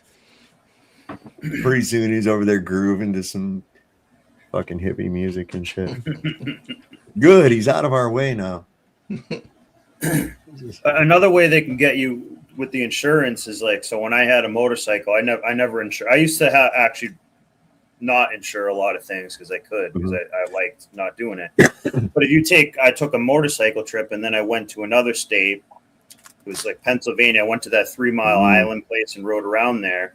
And I was coming back and I had my visor thing up and I took off from the stoplight and, they put it down because I was speaking to my buddy. Then the cop pulled me over. Oh, you were driving without, your windscreen thing down. So I got a ticket. He's like, well, where's your insurance? It's like, well, did I hit a car? Do you need insurance? But what do they always ask you? License, registration, insurance. Yeah. They ask you for insurance to pimp you out. Of like, you don't have insurance. So now we get to give you a ticket for that. Well, it's irrelevant. I didn't hit anybody, Right. Like, so it's a way that you're not registered. You're not registered in that state. Technically, your vehicle, right? Whatever it be, your motorcycle, okay? Mm-hmm. That was a little piece of where you came from. You understand? Because of that, the laws that govern it, right? Yeah. They tried to give somebody an altered exhaust here where I live that was visiting from another state where it wasn't considered an altered exhaust. And it was registered in the state where he came from. He got it thrown right out of fucking court. Yeah. I got it let go, but you have to, you can't hold street in the court and tell them that, well, my state, you don't need it. So they have to give it to you. Then you have to, get it back later. But I'm just trying to say insurance is another secret small hat arm of the. Mm-hmm. Oh yeah. Insurance and all that. Like it's you can't do anything without insurance, business insurance. Some things you should have insurance. It's kind of a gray area, but people don't understand. Like it's also a mafia. Behind every scam is a Shlomo Stein Bergowitz. Okay. Yeah. Everywhere. I'm sorry. It just is. Yeah. You can't help it. You lift up that rock, boom, there it is. It's like, fuck, there's another one. Jesus Christ. And anytime there's a contract, a small hat has written it and will take from you. For much. Such a small percentage of population to be in such key positions is very, very suspicious. Very, very suspicious. And of course, it's due to nepotism and shady practices. That's the only way they ever get ahead is by fucking somebody else. Yeah. Anyway, this is kind of interesting about the ocean water. We know we can't drink ocean water, right? Because of the salt. And this is what's fascinating. When I learned about this and how much it's been studied, it's pretty mind-blowing. But when they evaporate the sodium out of this, it's the exact same mineral composition as human plasma and lymphatic system fluid. And they actually used ocean water. This is documented. You could look it up. They actually used ocean water in blood transfusions during World War II when they ran out of blood. And it worked. And they've done experiments with this in dogs and all kinds of other animals where they transfused ocean water and it basically worked as a substitute for blood. Ain't that nuts? Yeah, I saw that earlier. It was pretty cool. That'd be cool. Give me another 5 cc's of seawater. Well, but it's interesting too when it comes to salt. What do they do to our salt? Table salt is dog shit. It's not sea salt with all the trace minerals and everything. Right. And what's one thing they took out of it? Iodine.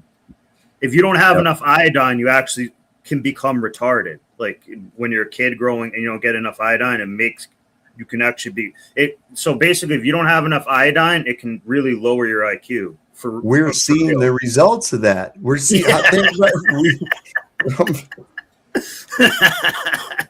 yeah, we're seeing the results of that.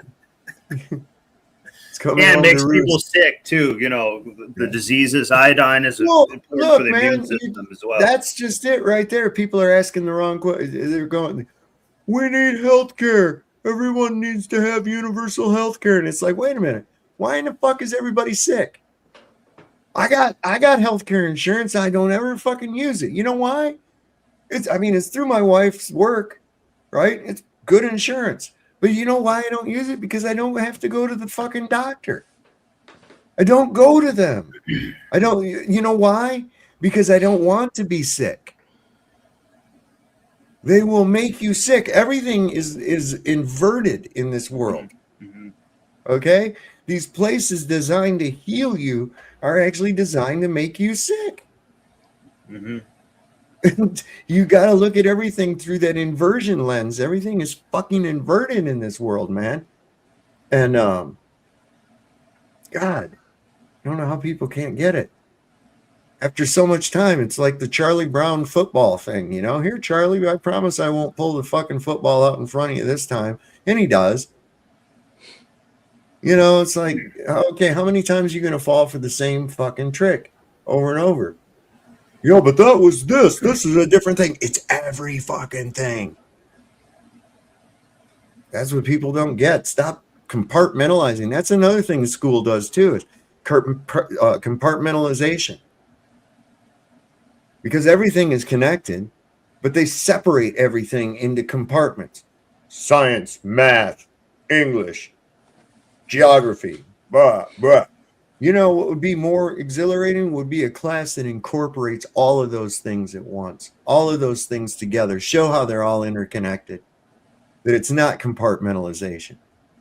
I watched a really disturbing video. There was one of those auditors. They were out on the street. It was Kansas City, and I forget who the other guy was, but they were giving people on the street money if they could answer like basic questions. And apparently they were in like a university area. There was all these girls that were walking around and shit. And they come up and he said, I'll give you $20 if you can answer, what's 550 divided by 2? What a struggle that was for people. And these were college students. And they were going, 250. No, 225. I was like, no, man. Wow. Okay. How many stripes are on the American flag? None of them knew any of that shit. I mean, it was just amazing. And the amount of people who were asking that same question to that did not know the fucking answer to it, could not even figure out what 550 divided by 2 was. And they're in college. And that degree is supposed to mean something. It means that you're amongst the brightest and the best because you have a degree, right? Isn't that what that was supposed to represent? When in reality, they sold it to you and they're only as good as the stupidest fucking person that has one. I realized that about a high school diploma after my older brother graduated from fucking high school and he couldn't even read his goddamn diploma. You know, I can remember having to teach him to read. I was 10 years younger than him. And I thought to myself, wait a second. They gave him one of them fucking things. It doesn't mean anything. They don't care. They're just cycling people through this system. They've lowered the standards everywhere. What did Michigan, the University of Michigan just did something. I have to look it up. It was something really stupid. I mean, not that they're not all doing this, but give me a second. This is crazy. I wouldn't doubt it. I wouldn't doubt it. I mean, they're in cahoots with the banks. Okay. I mean, no one can tell me that the paltry amount of knowledge that's imparted on one of these students in a university is in any way, shape, or form worth the amount of money they pay for it. So what does it really come down to? Because you could go down to the fucking public library and study the exact same thing. In fact, most often out of the exact same books. You can actually go down to the college and buy the same book that they're working out of if you needed to, right? Yeah. For a lot less than paying for the class. So what is it actually that you're paying for? You're paying for that piece of paper. The knowledge is free. You can get the knowledge anywhere. Yeah. I guess if a letter means anything to you in school, but I guess they're going to stop giving out like letter grades, and it doesn't matter on your GPA or anything like that, to lower the stress level. You know, they don't want anybody to. Don't worry, everybody gets a ribbon. Think that they're dumb. Everybody gets a ribbon. Everybody gets it's a a ribbon. participation trophy thing. But, and how is that fair to the guy who studies his ass off, you know, and really learns the material and excels compared to the guy who just, you know, wants to party all the time and doesn't fucking do his studies and everything else like that. So everybody can just do that now. We can all just fucking hang back, show up to class, crack jokes and shit, and get a fucking degree. Let's do it. Mom and Dad's paying for it. Just like they lowered. Well, that's what the Ivy League is. They lowered. The Ivy League is that. Yeah, Joe, your mic's a little hot, bro. Can you? They lower the admission standards for, you know, Asians to get into like Harvard and stuff like that, whereas, you know, any Joe Schmo off the street now, you know, like you were saying, you know, what does it mean? Yeah, it doesn't mean shit. Anybody can get into Harvard. Now, you know, I know what we all think about these schools, but I'm just saying it. Once upon a time, it was prestigious to get into Harvard and Stanford and Yale and all that. So, like you said, you know, you got the guy who parties all the time, and then you got, which typically it can be stereotypical if you want to call it that, but Asians are typically smarter than most other races. So, you know, they try to work harder. That thing right there, they was asked this group of girls, you know, there was 4 girls and one of them was Asian, right? Oriental. And they asked him, says, all right, pick one of y'all to answer the question. And it was that 550 divided by 2, right? And then I looked at my wife and I said, I got my money on the Chinese girl right there, man. Go, let's do it. And she got picked and she didn't know it. And I went, oh, your parents are gonna fucking disown you, you know. Like, you do math. You do math. Do not come out of your room until you do math. I don't want to talk to you until you're a doctor. You know? She's been Americanized, right? Most likely, 2nd or 3rd generation, yeah. Then they become hoes too, around that. No, they do. They do. They become, you know, 3rd generation. They're full blown, just a complete whore. Especially in college. Like, part of the reason I think they make people pay, or people want the college experience, is they kind of want to party and be a degenerate and do all these things and stuff like that. Some people do really want to do that. Sure. You know, but then they're like, oh, I got to pay for that later. But a lot of those, part of what people pay for in college is to try to make connections with those families and stuff like that, you know, like be a whore.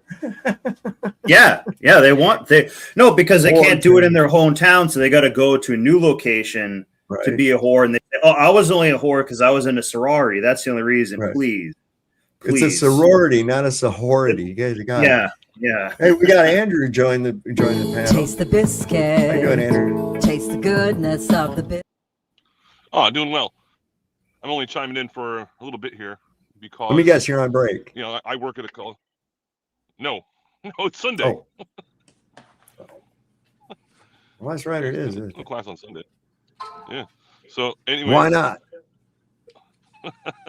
The thing about the colleges and universities is what happens is they have graduation statistics and placement statistics.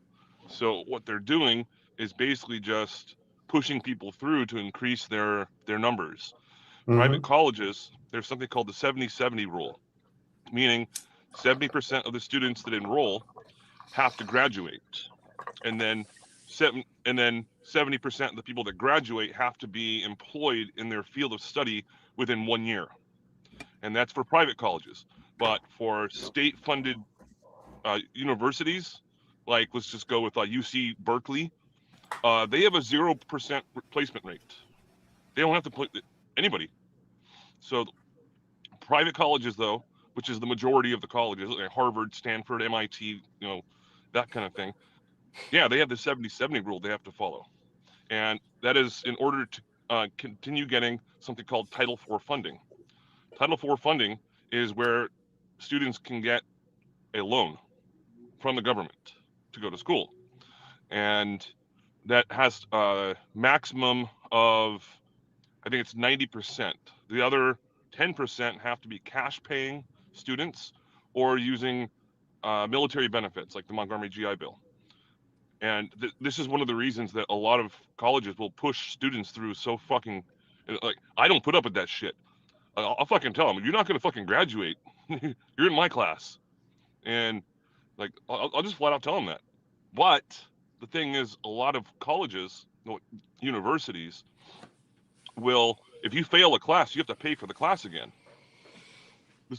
The school that I work at and teach at doesn't have that requirement. They can fail the class 2 times. If they fail the same module 2 times in a row, then they get dropped from the program. But you basically work at a trade school, right? Yeah, I work at a trade school. Yeah. Well, yeah, it's gonna be different, obviously. Yeah. I used to work at a university, but I'm not going to go into that right now. But I didn't like it. I didn't like the policies and all that stuff, or the hours. But yeah, that's a lot the of reason. A lot of this fucking language that you can use, and they're very touchy feely about shit.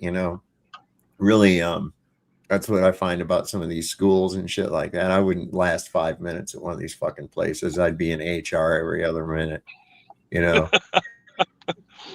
got written up because one of the students said, "Oh,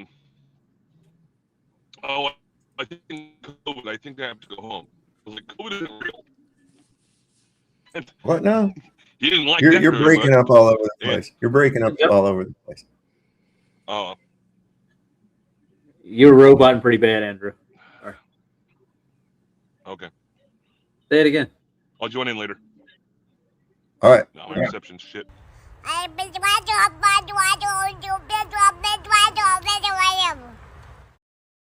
Nick Volt.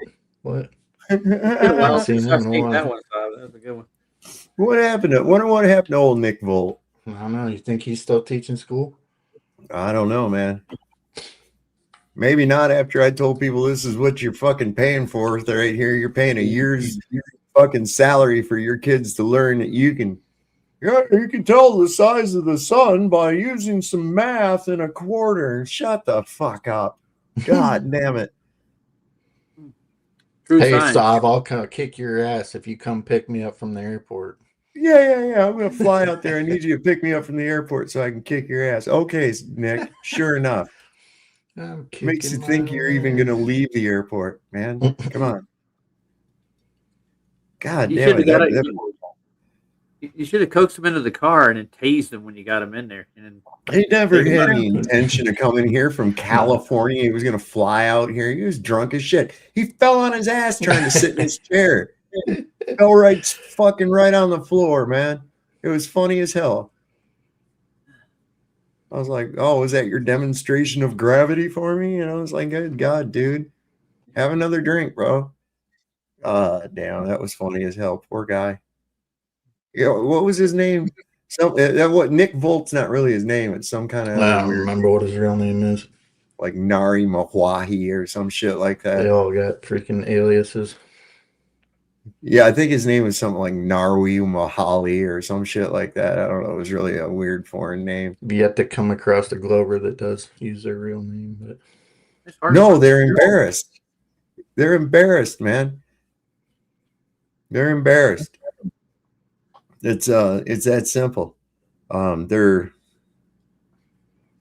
would be too.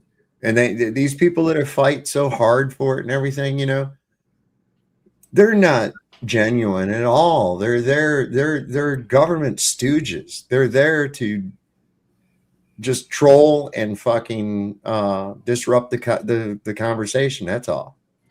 Hoping that it'll dissuade other people from listening to you. But I think what's funny is that whether they're a bot or not on there, I end up destroying the fuck out of them. They end up just conceding. They have to. They have no choice. I back them so far into a corner that there's no way out. None whatsoever. And then I like to taunt them a little bit with some loser memes and shit like that, Troll them back. Fuck them. I've had a guy come on my show who he's a mathematician, but he has his own company where he works for oil companies, and what his job is to do is calculate the length of the pipes. And he says he doesn't believe, and he said at the highest levels of math, all his professors and everything, they don't actually really know. It's like the highest levels of math, they actually don't know anything for sure. And he says when you calculate, so certain parts of the earth do have a little bit of a curvature, different parts, but the whole thing is not like a ball. He flat out he said that it's not. And he I don't even know what that means. These calculations, he would lose his whole company. Yeah, it's nothing more than yes, we have topography. Yeah. That's real simple. The bottom line is this: water in substantial volumes will never do or act in the manner suggested by the globe Earth belief. Yeah. That's just nothing. And this whole idea, mass attracts mass, that's the dumbest goddamn shit I ever heard. Why? Why does mass attract mass? Well, I don't know. Well, why would it? What's the mechanism? Where's the energy come from? Oh, this is the calculation. You know that. They even measure to it. It's this simple, man. They took a conclusion and worked the formula backwards from it to fit their narrative. And they used a lot of assumptions. A lot of assumptions.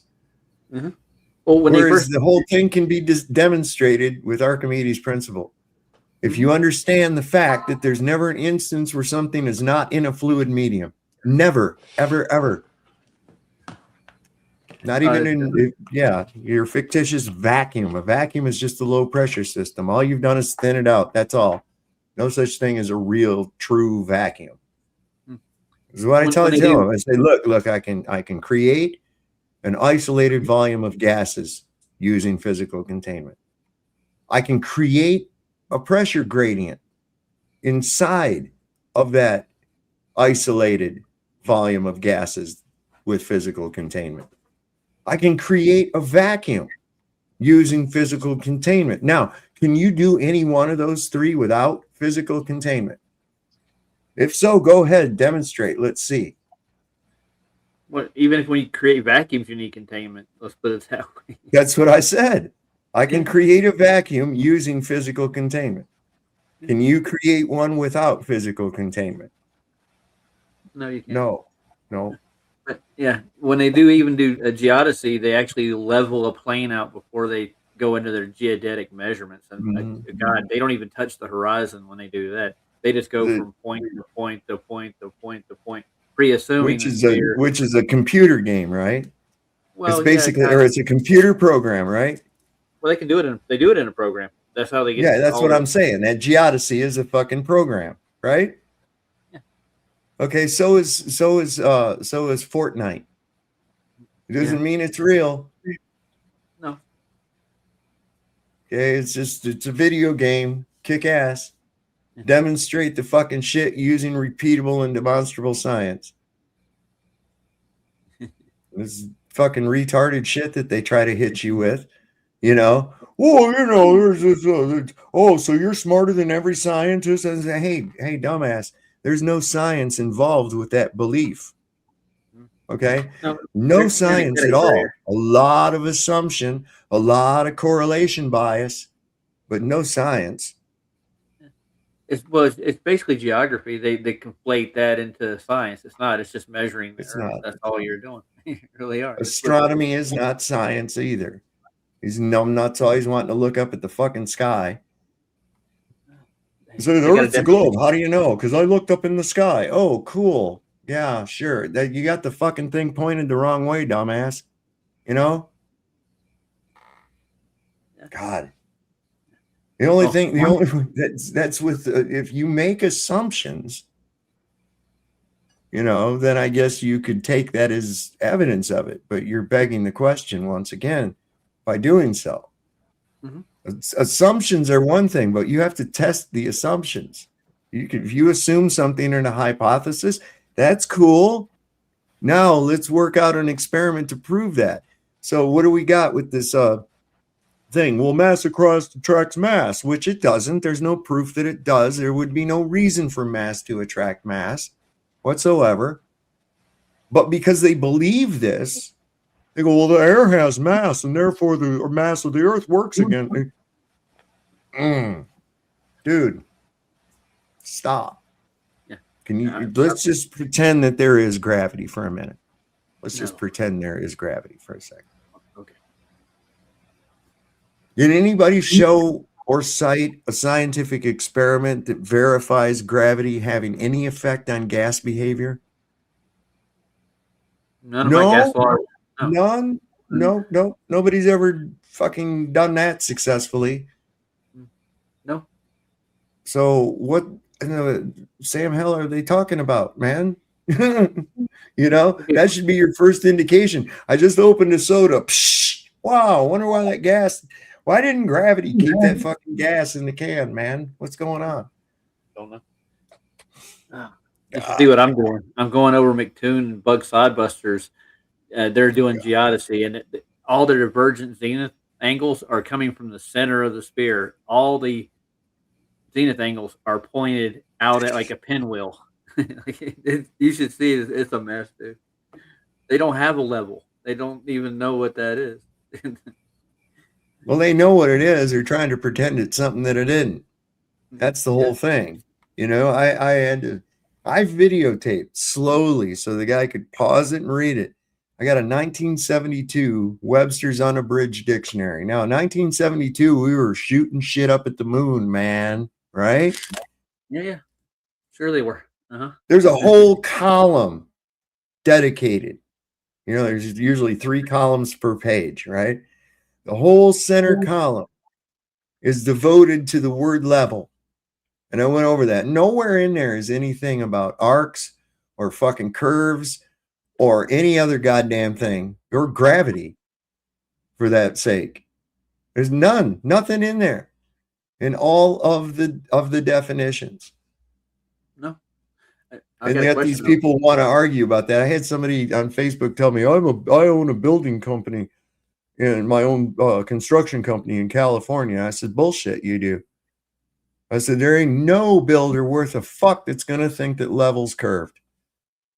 No. I got a question for you, Sav, though. How tall is she? That woman? That's a big girl, isn't it? I think the guy's just really short. It could be one or the other, but anyway, she's going to get a surprise here for a second. These are these taser gloves. The ice things. Yeah. Yeah, they're supposed to be giving these to the ice people. Isn't that wonderful? Yeah. How much you want to bet you're going to start seeing ice? You're going to see ice. that on regular cops. It'll be on mall security soon, and you're going to start seeing. You're going to start seeing an even more uptick in fucking killings of people using them. Is what you're blowing out see. Their nervous system. The name of the company, I forget what it's called, but it's actually like a really funny name. It's like within like.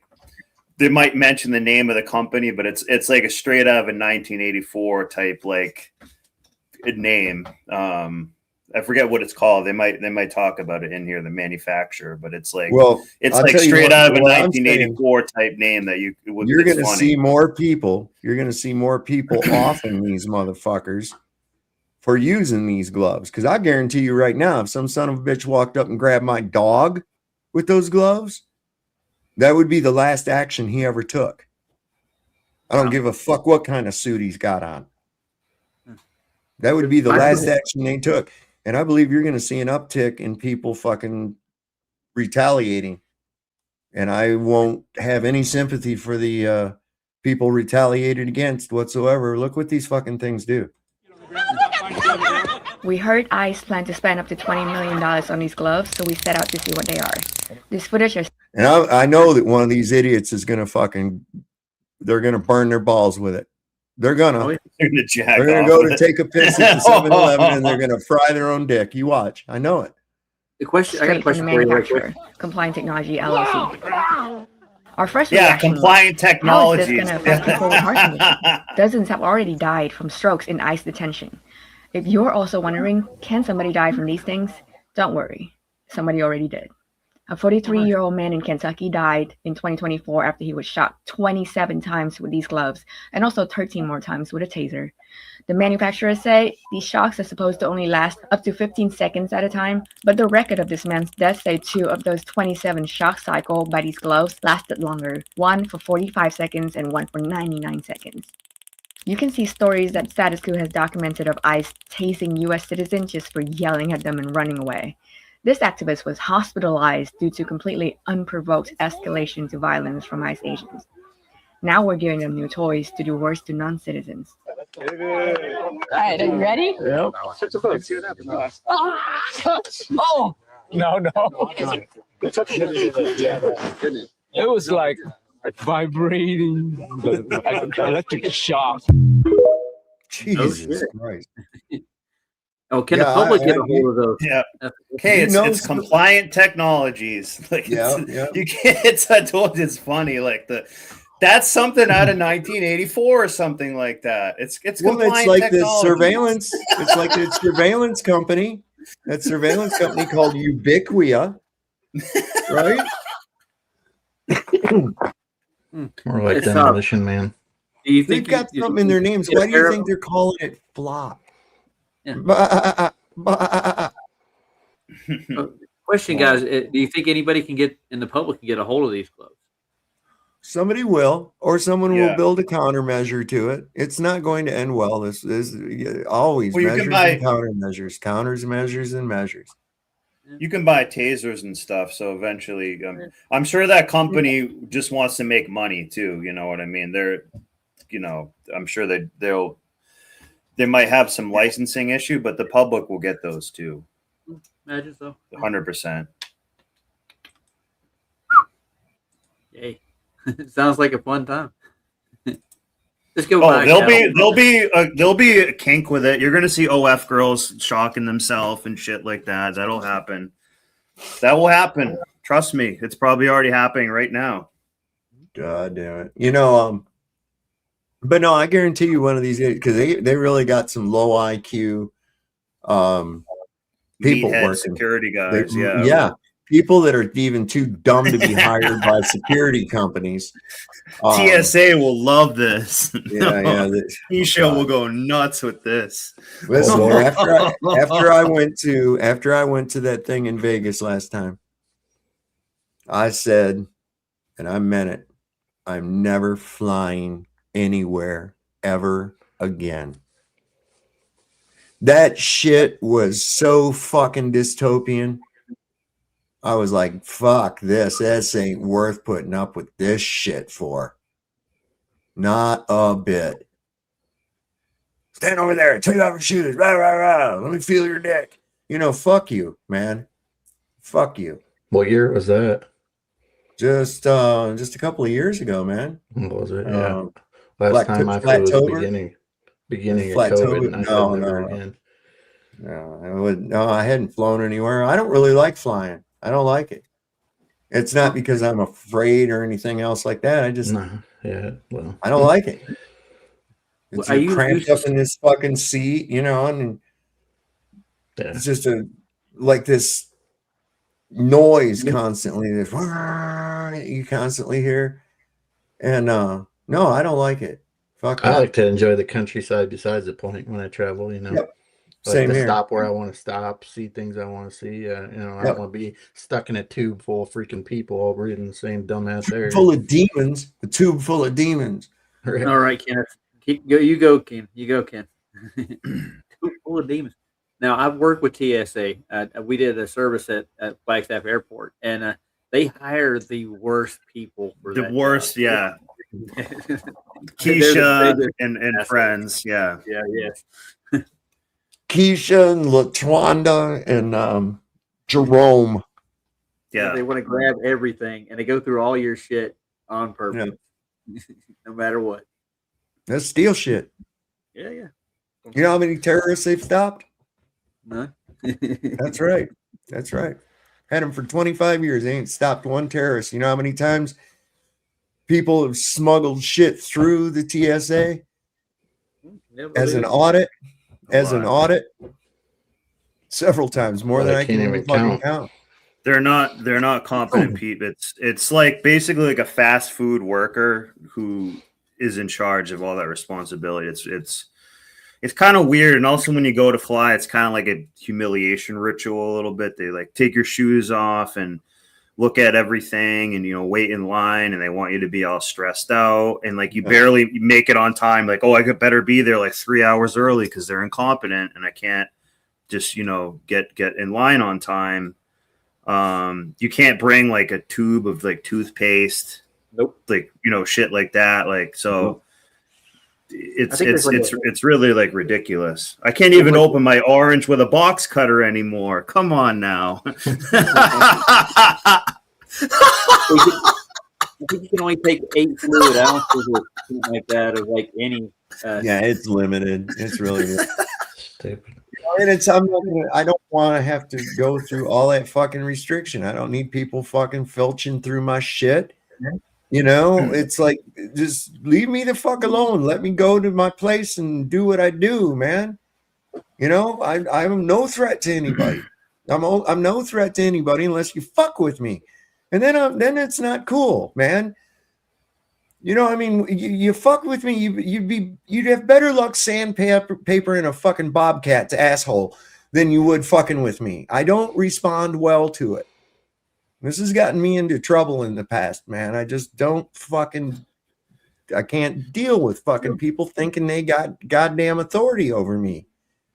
Yeah. But if they view you as a threat and they're, oh, sir, step aside, we have to question you for like 3 hours, you become that guy very easily. No, I'm serious. You become, if you say anything like, you know, oh no, I'm not going to submit to a search or something like that, or like, I don't have to give you this. In the meantime, they've already scanned all your biometrics prior to you even coming to any TSA gate and anything else. You know, they have all the information on you before you even, right when you make accommodations for your flight and all that. You know, you don't even need to go through TSA and all that stuff. They already know exactly who you are and what you're about and what you're gonna do. It's earlier. It's a humiliation ritual. And here's the funny thing about it too, is my wife is like Miss Goody Two Shoes, man. You know, total goody two shoes. And here's me, Mr. Anti-fucking government, you know, and all this other shit, you know, pretty subversive about my views and everything else like that. And we went through there, and she's got like that preferential status pre-check, you know, TSA pre-check, so she can just go right through. And they always stop her and search her and shit. Me, I just go on to fuck right through. You know, I just go through the thing. They don't even fuck with me. In fact, the last time they left a note in my bag that said that the TSA had gone through my bag, and I had a bunch of weed in there. They left it. They didn't take my weed or nothing. They left it all in there. I was like, well, yeah. I mean, it was legal, and it was going to a place that was legal. Fuck you. You know, why are you going through my bag for? Are you trying to sniff my drawers and shit? You fucking faggots. Yeah, you got a bomb in there, Bob. That's what it is. But underwear bomb. Whenever they got a new X-ray machine at Flagstaff, they would, like Christmas morning, be in there playing with the new X-ray machine they got. They're little kids with them, man, and they had some that were really high tech. They could scan through a lead box. You know? Yeah, I bet those are safe. Hey, let's go ahead and do that. Let's get in this thing over here that unzips your fucking DNA. That's a good thing for you. Jesus Christ.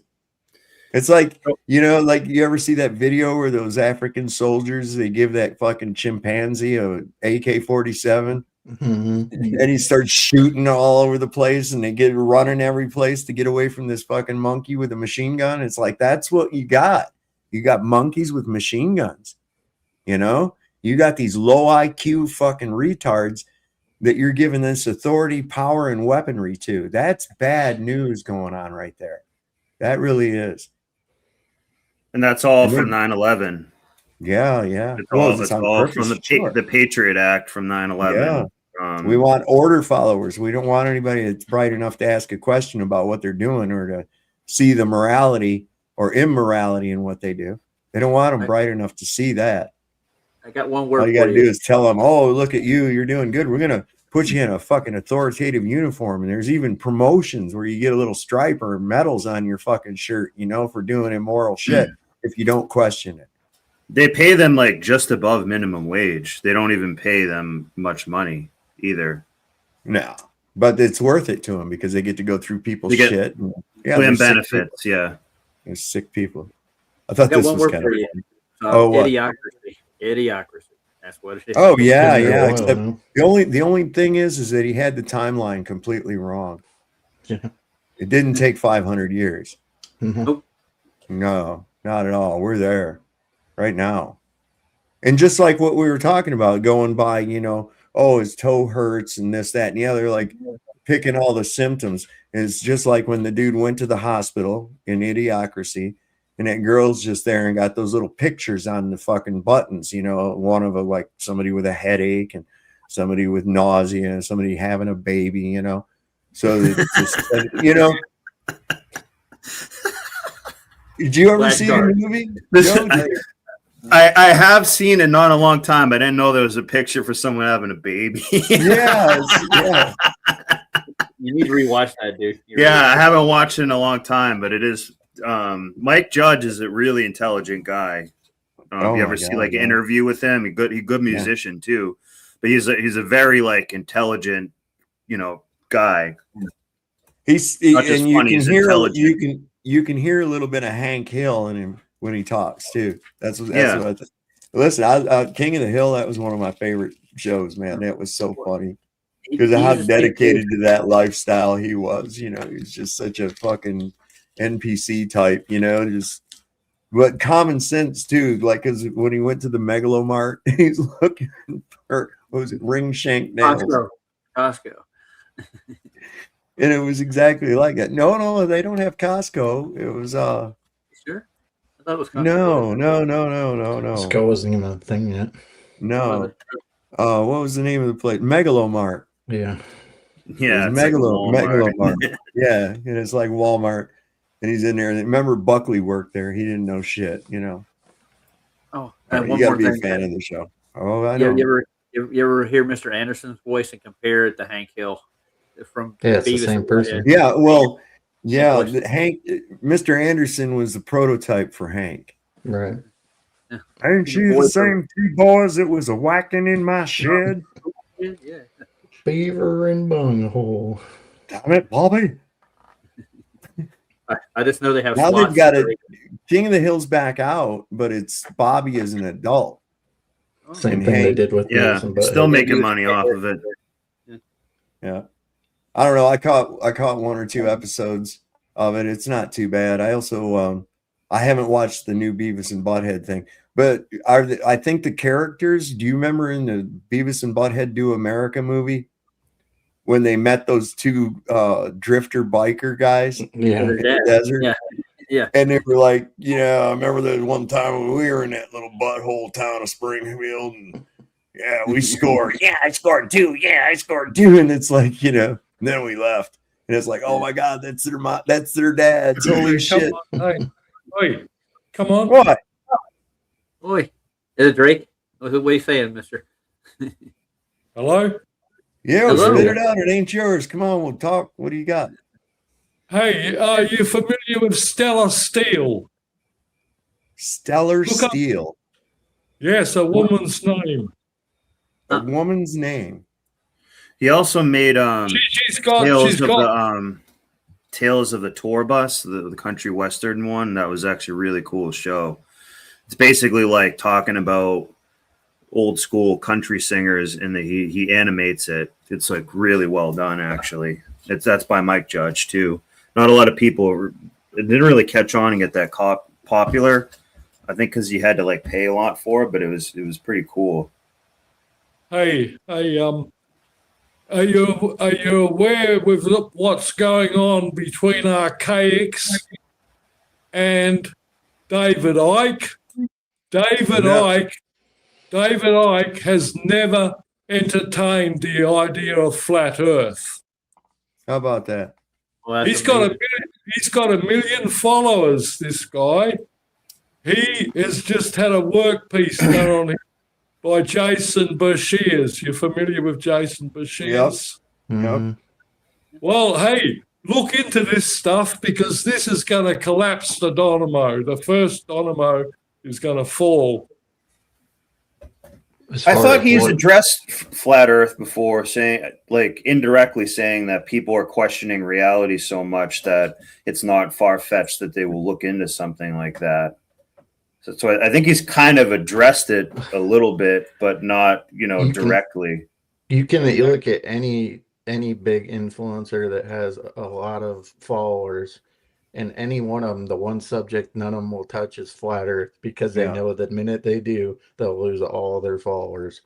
Alex Jones, take your pick, Redacted, all these ones that want to talk about conspiracy theories all day. The one they don't touch is flat Earth.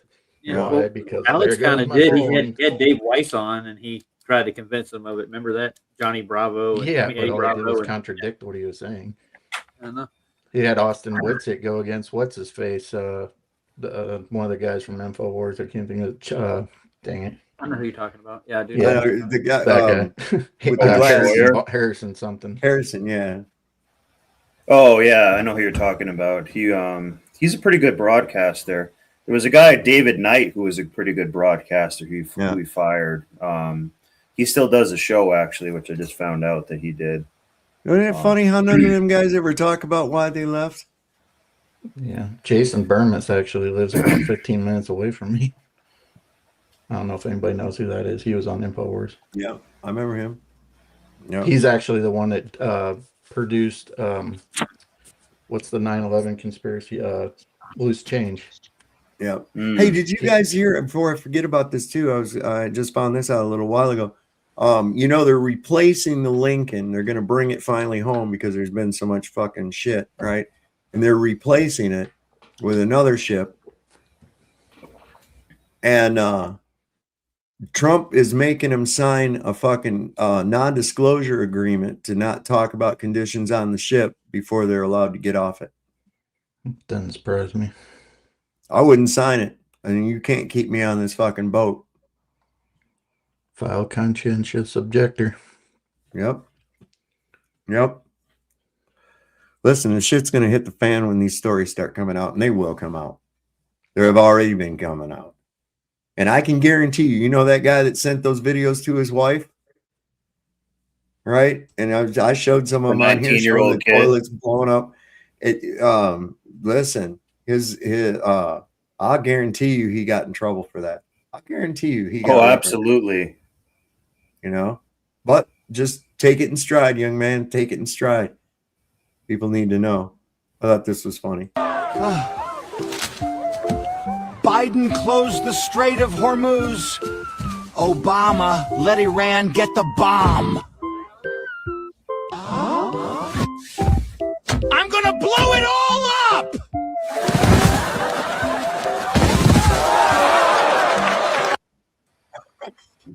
I picture it happening something like that. That'll happen about in a week and a half. It'll be September 10th around then. It'll be some type of assassination attempt or some type of stage. Yeah. So last year was the Charlie Kirk thing. I think in August it was the Trump quote getting his ear blown off from the kid on the roof. That was dog shit. So there's going to be some other type of stage attempt, or maybe someone really will try to attack him too. Well, the memorandum of misunderstanding, which nobody was abiding by anyway, has expired. So I'm sure something interesting should happen by tomorrow, one way or another, no matter what it is. Fake, most likely, but something crazy. Listen, the best they can do is a fuel air bomb. Right. Okay. Moab or something. There are no such things as nukes. No. Okay.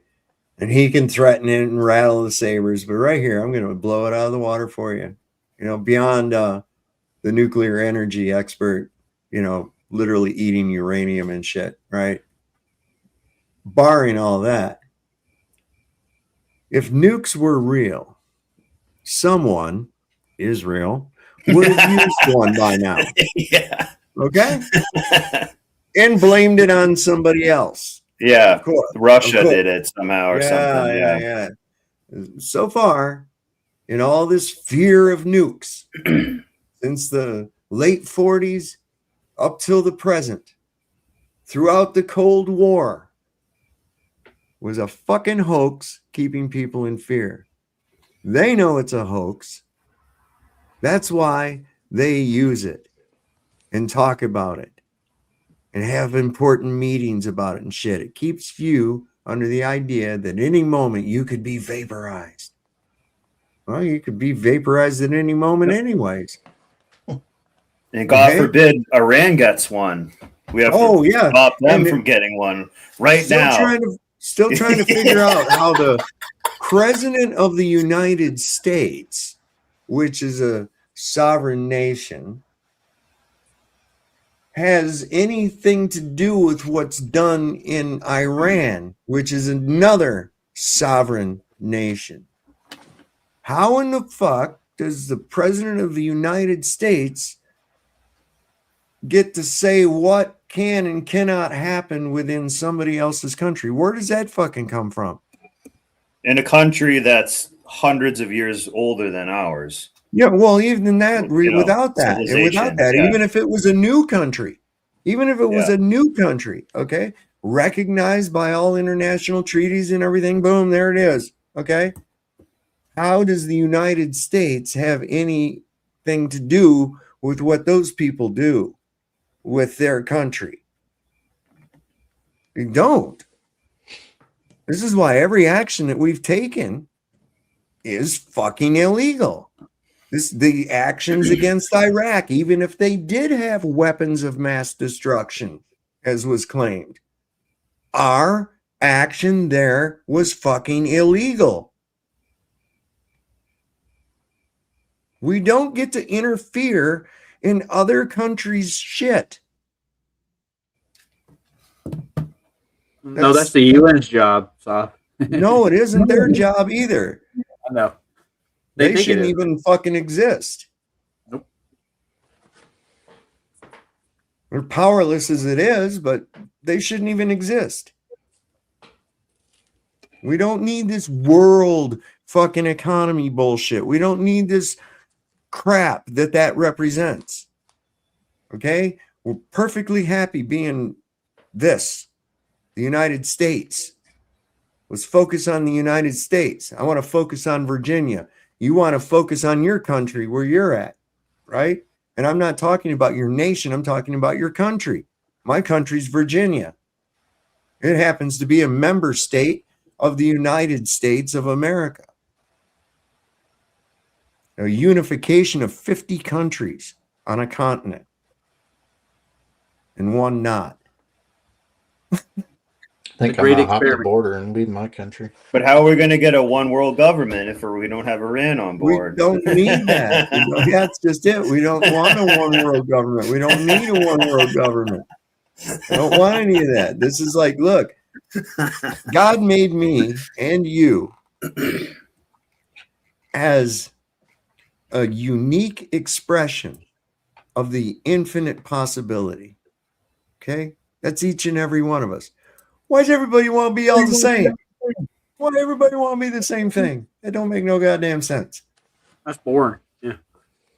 I'm gonna embrace your uniqueness. All right. See you later, Roger. Thanks for coming up, bro. I'm gonna go sister Bob. I'll see you later. Cool. Well, I think that there are like real NPCs that don't have that like divine spark, where they don't really have like a soul. No, they don't.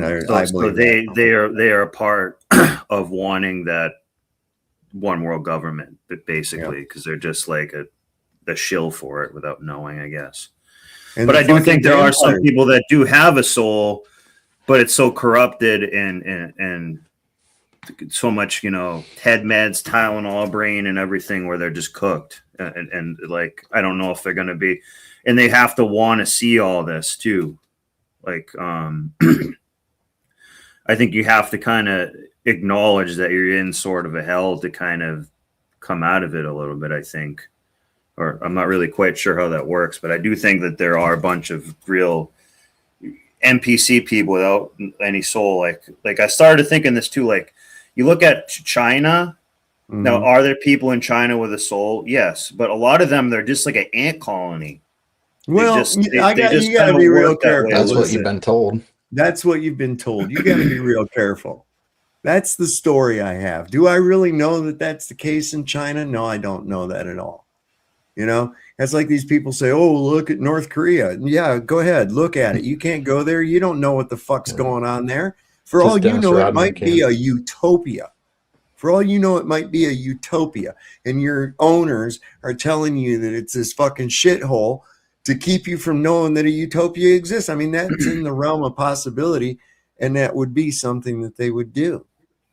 We know that they've made everybody believe they live on a spinning water ball flying through space. That, of course, is ridiculous.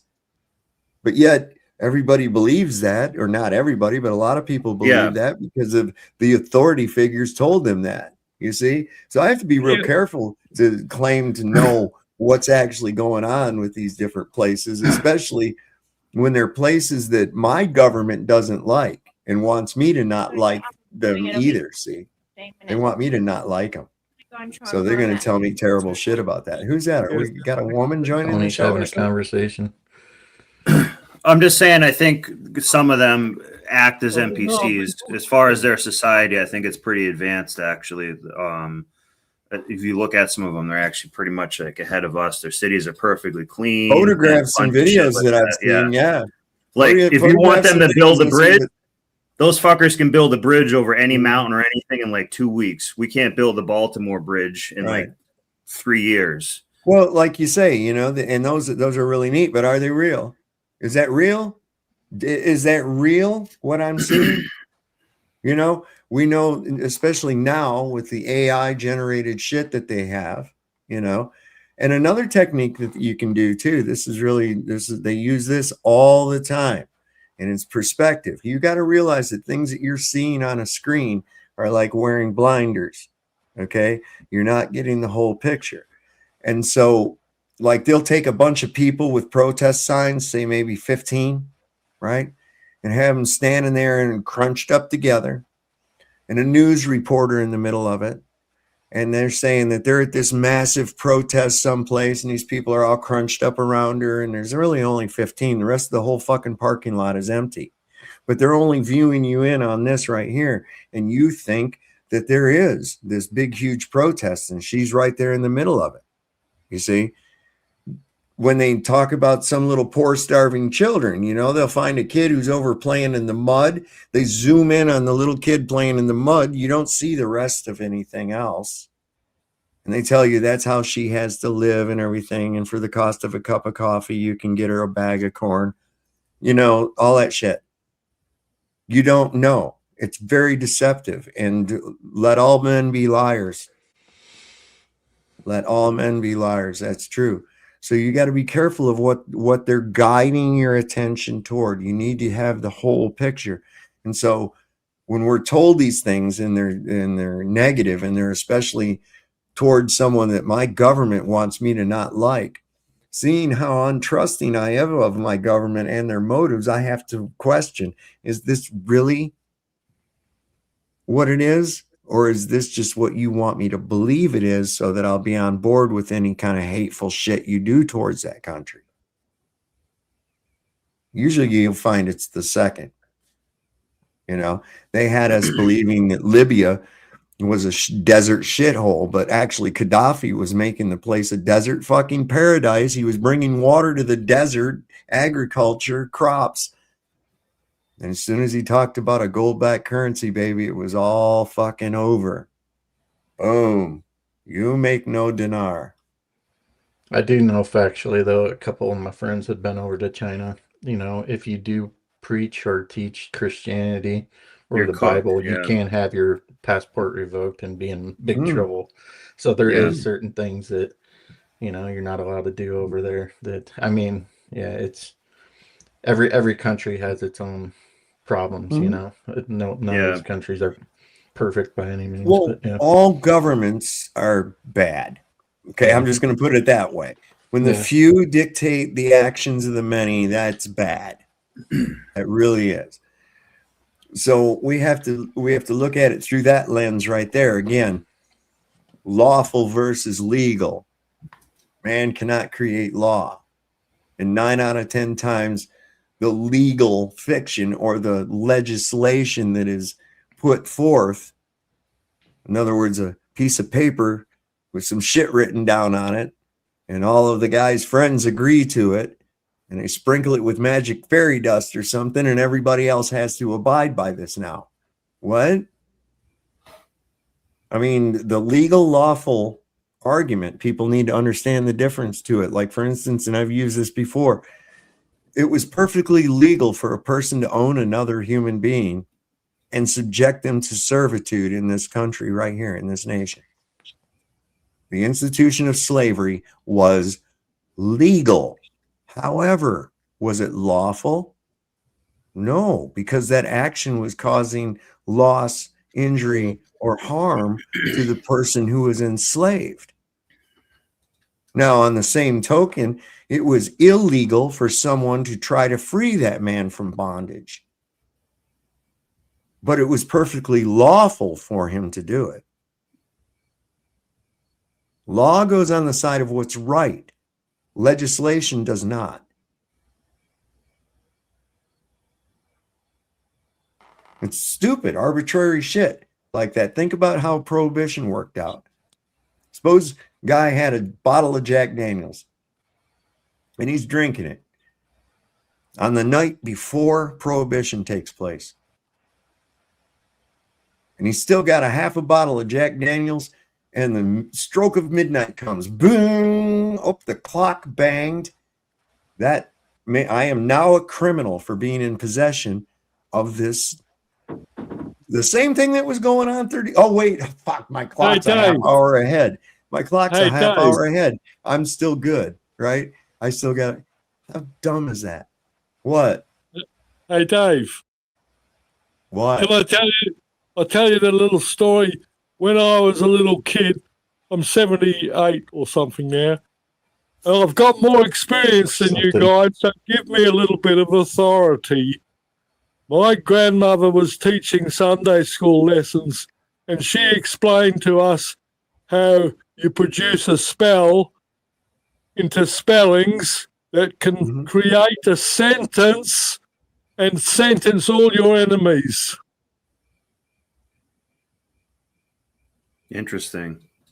We have allowed the two-dimensional realm of pieces of paper to control the third dimension of the reality that we're living in today. Yep. That's Come well on, put. guys. Before I came on here, you were talking about the symptoms of the problem. Stop talking about the symptoms and let's get to the core, the crux of the matter. And yes, we will have to slap some people in the face more than once. Don't stop slapping them. That's the only way to wake them up.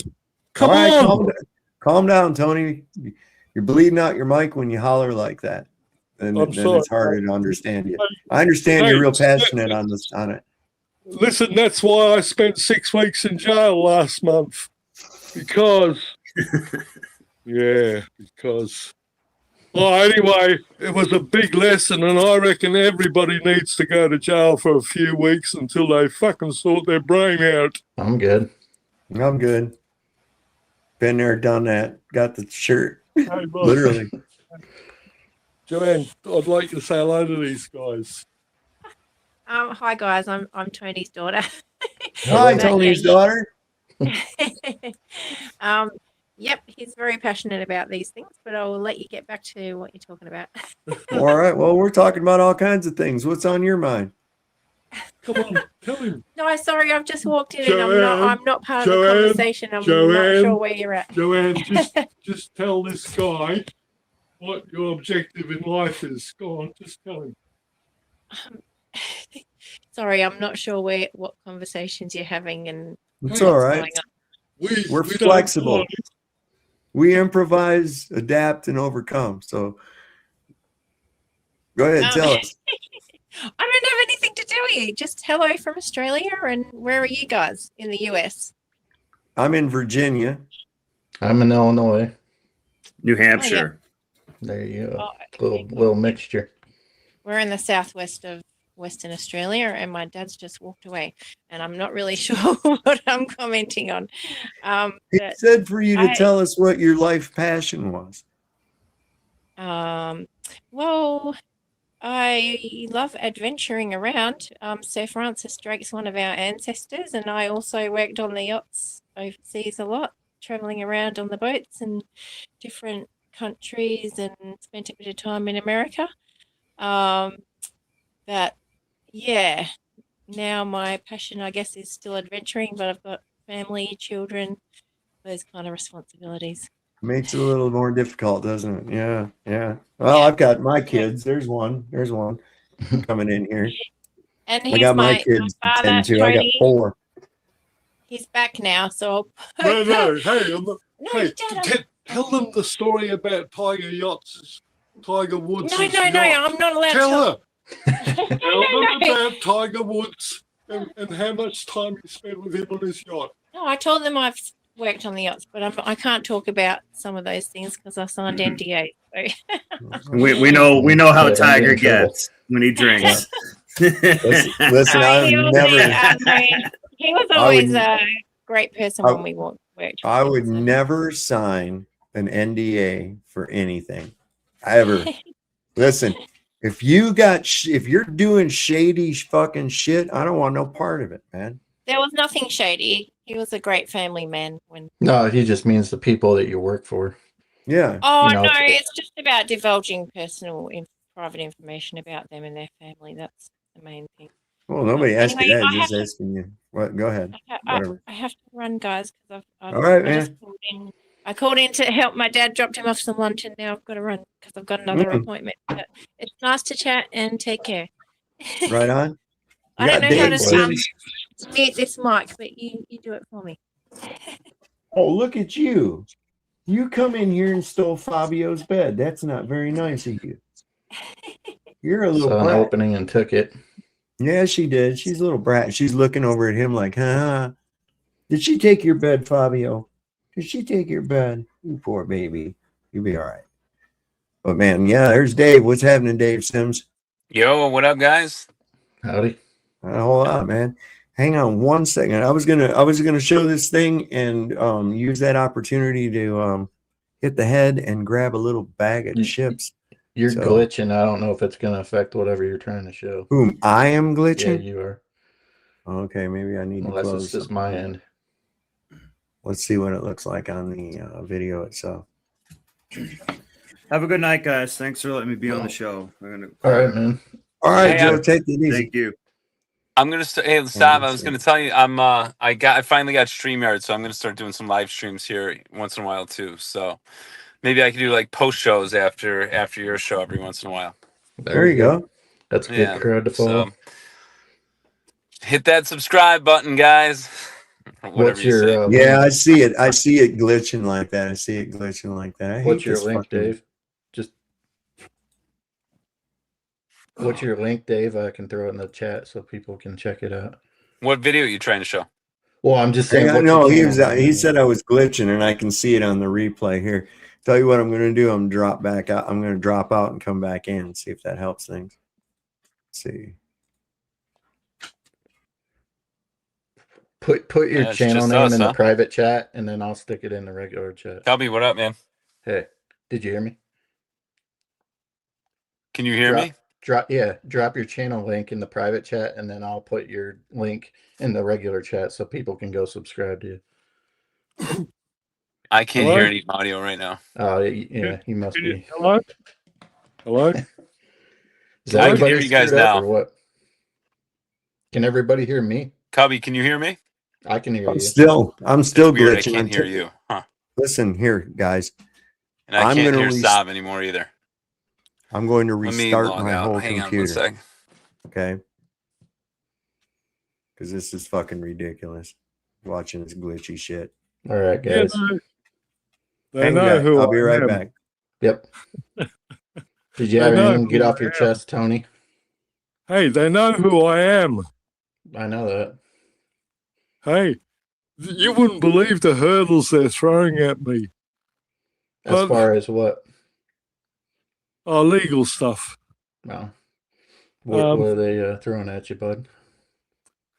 Throwing the book at you? Fuck. They've stolen $3 million off me for a start. And I mean, it could be a lot more, but they instead of letting me find out the truth, and I know what the truth is, they've put me in jail basically. I'm on two bails, two different bails at the moment.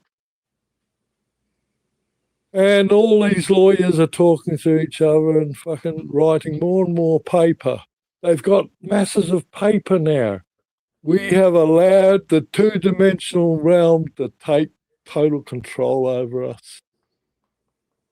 Paper's only good for wiping your ass. You should never put a contract on paper. Yeah. So what is the truth? Or is that something you don't want to divulge here on YouTube? Oh, yeah, no, I can tell you. But you see, it's my truth. Mm-hmm. Yours truth will be different than mine. Okay. But we've allowed the two-dimensional paper pushers to create a reality that's not ours. Oh, we've got to hit flat Earth first. What do you mean by that? The words flat Earth will cause more anger in the community. I don't know if you've come across it yourself. Have you come across I was kind of talking about it earlier. It creates anger, doesn't it? Yeah, that's what I was saying. That's why I know that like big people will touch it. That's where pain originates. Pain is not of this world. I mean, they tell us we live on the outside of a spinning ball, right? That's what they say. Well, you look at God's creation, you'll see all of his creation right down to the atom, and they've tried to chop that in half. They're trying to find out what's inside. Hey? If you were God, the best way to think about it is if you were God, just now for a minute, pretend that you are God to me, okay? Just pretend you're God. Can you do that? If you've got a good imagination, you should be able to do that. I'm listening. Go ahead. We live on the inside of a we live on the inside of the cell. What would you say when you get there? All life is on the inside of a cell. A cell is an autonomous thing by itself, and it can do. Have you ever seen one? Touched one? Felt one? What? A cell? What? Or an atom? Me? No. I'm just talking what the established. I'm listening. I'm just asking questions. So yes, if you get the evidence is all there now. You can't deny it. You can bring up that little map of the world. There's a map of the world. The accurate maps of the world are all rectangles, right? So how does flat Earth fall into? Is that you? No. That was me. That was me. My bad. How does flat Earth run in conjunction with this cells and atoms and inside the Earth, the concave, I guess you'd say? Yeah, concave Earth. Yeah, because if you can just imagine that you were God, okay? Well, you come along. I'll explain to you, but you're just using your imagination, right? That's what you are having me do, yeah. Yeah. If you were God, so okay, the best place I can be at the moment is I can put my chair in the sunshine and I can look up there at the source of all life on earth. The Son of God is in the sky above our heads. And it appears to be the same size as the moon. And I can put some sticks in the ground here and I can show you that the moon is exactly the same distance away from where I'm sitting as the sun is.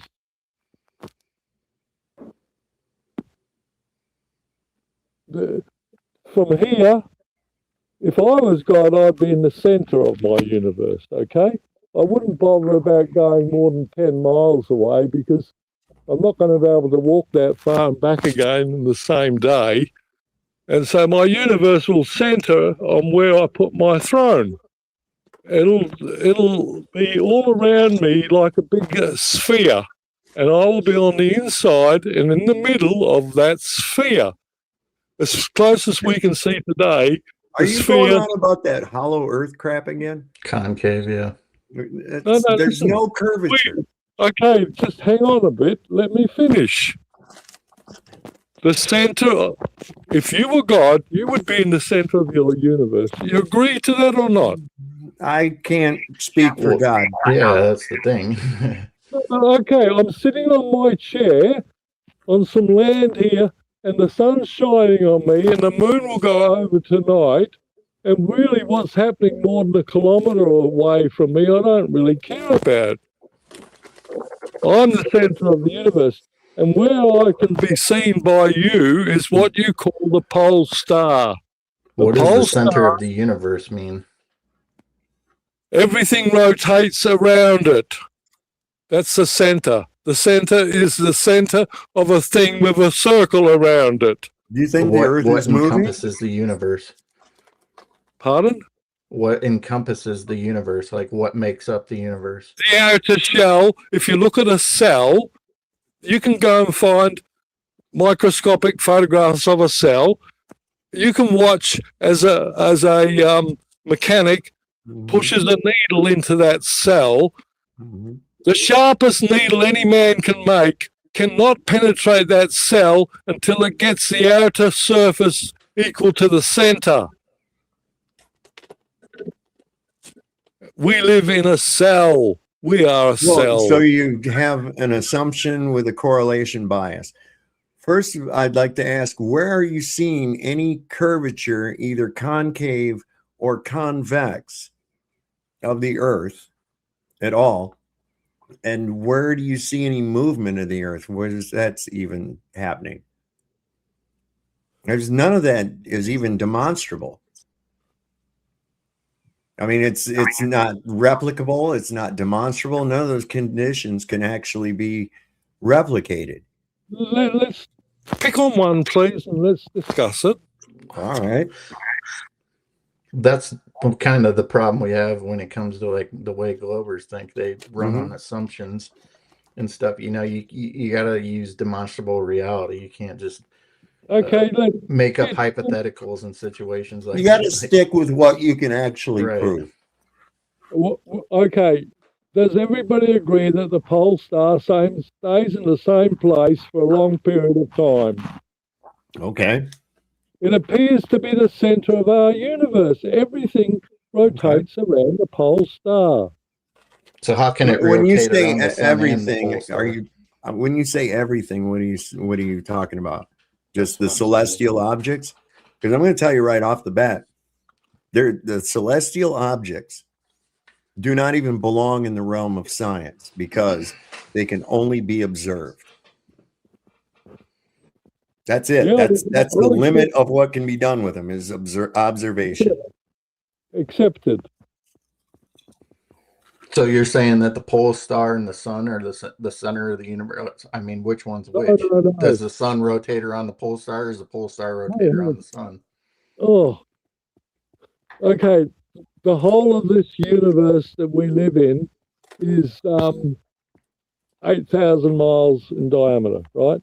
So that from the pole star to any place on Earth will be 4,000 miles, right?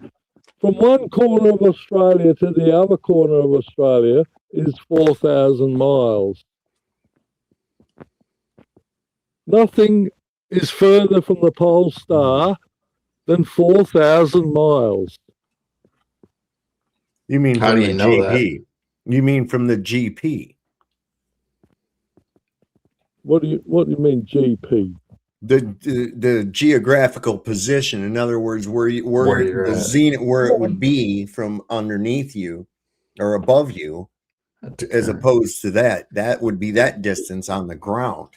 Okay. We don't have a height. We don't have a height.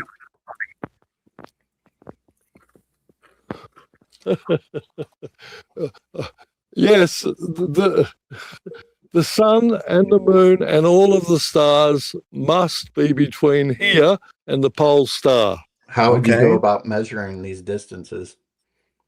Put a stick in the ground. It's easy. Measure how far get a 1 meter tall stick, put it in the ground, measure where the shadow is, and then measure it again. Well, wait, the pole star. The pole star. We're talking about the pole star. Now you're bringing the sun into it. That's one. And there again, you have to assume a distance. Where are you getting a distance in size? Hey, if you get a map of Australia, you can see how big it is. Try and fit that. When I get a map, I'm going to correct you on that. When you get a map of Australia, you see a cartographer's representation of it. You're not seeing that. You're seeing what someone put on a piece of paper. In the case of Western Australia, the border between Western Australia and the rest of Australia is a very long straight line, perfectly straight, and then halfway along that line is another line that goes 90 degrees. These are all perfectly straight. They've been surveyed and everything else, and you cannot superimpose those onto a globe. Okay. Fine. So we know that maps and globes are misrepresentations of actual land masses. We already knew that. That rectangular map of the world. But back to what you were saying about that, though, with this assumption of on the ground that would be. But here's the problem: how are you going to start measuring latitudes once you get south of the equator? You no longer have a pole star to go by.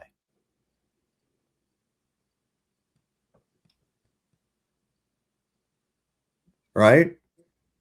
You can't see Polaris from Australia. How guys Right? going? Sorry to interrupt. Hope you can hear me. Hope you will. I just looked it up when I was kind of interested in the 432 hertz thing. We'll get into that a little bit later.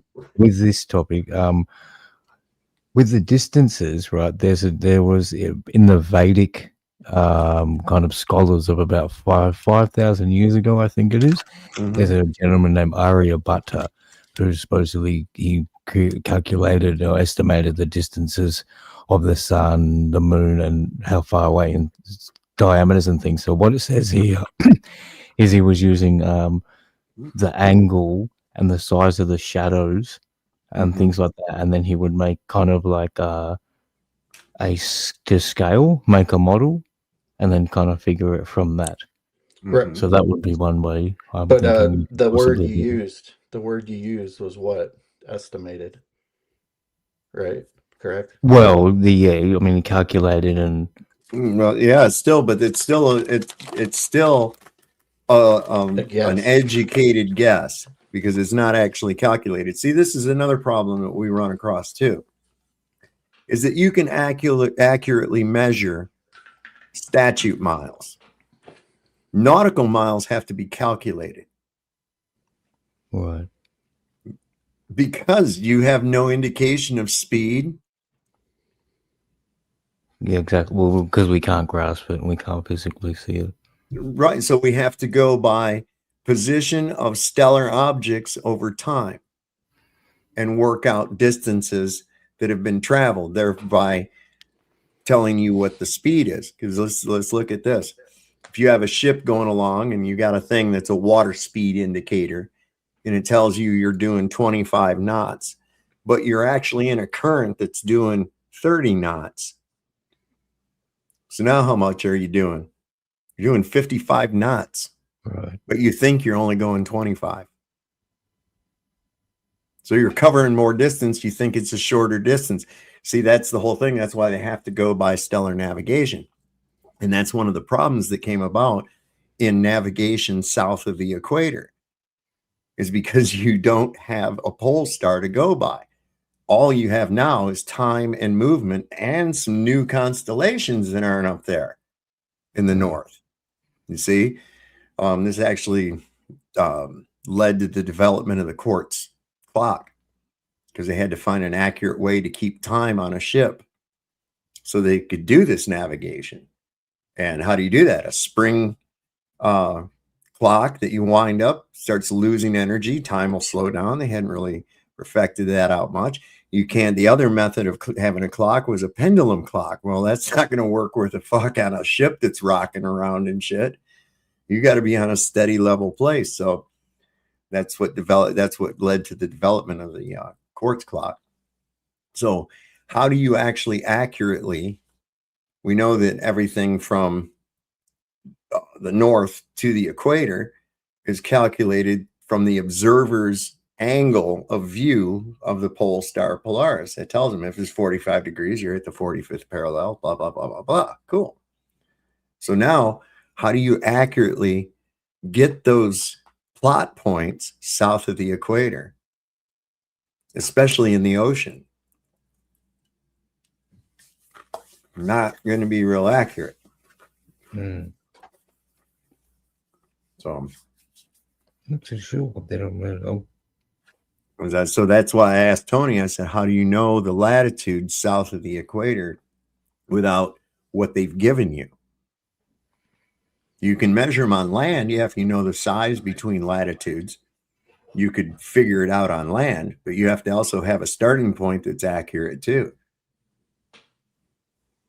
So how would you verify that? See, that's what I'm saying, especially in a system of lies and deceit that we live in, you know?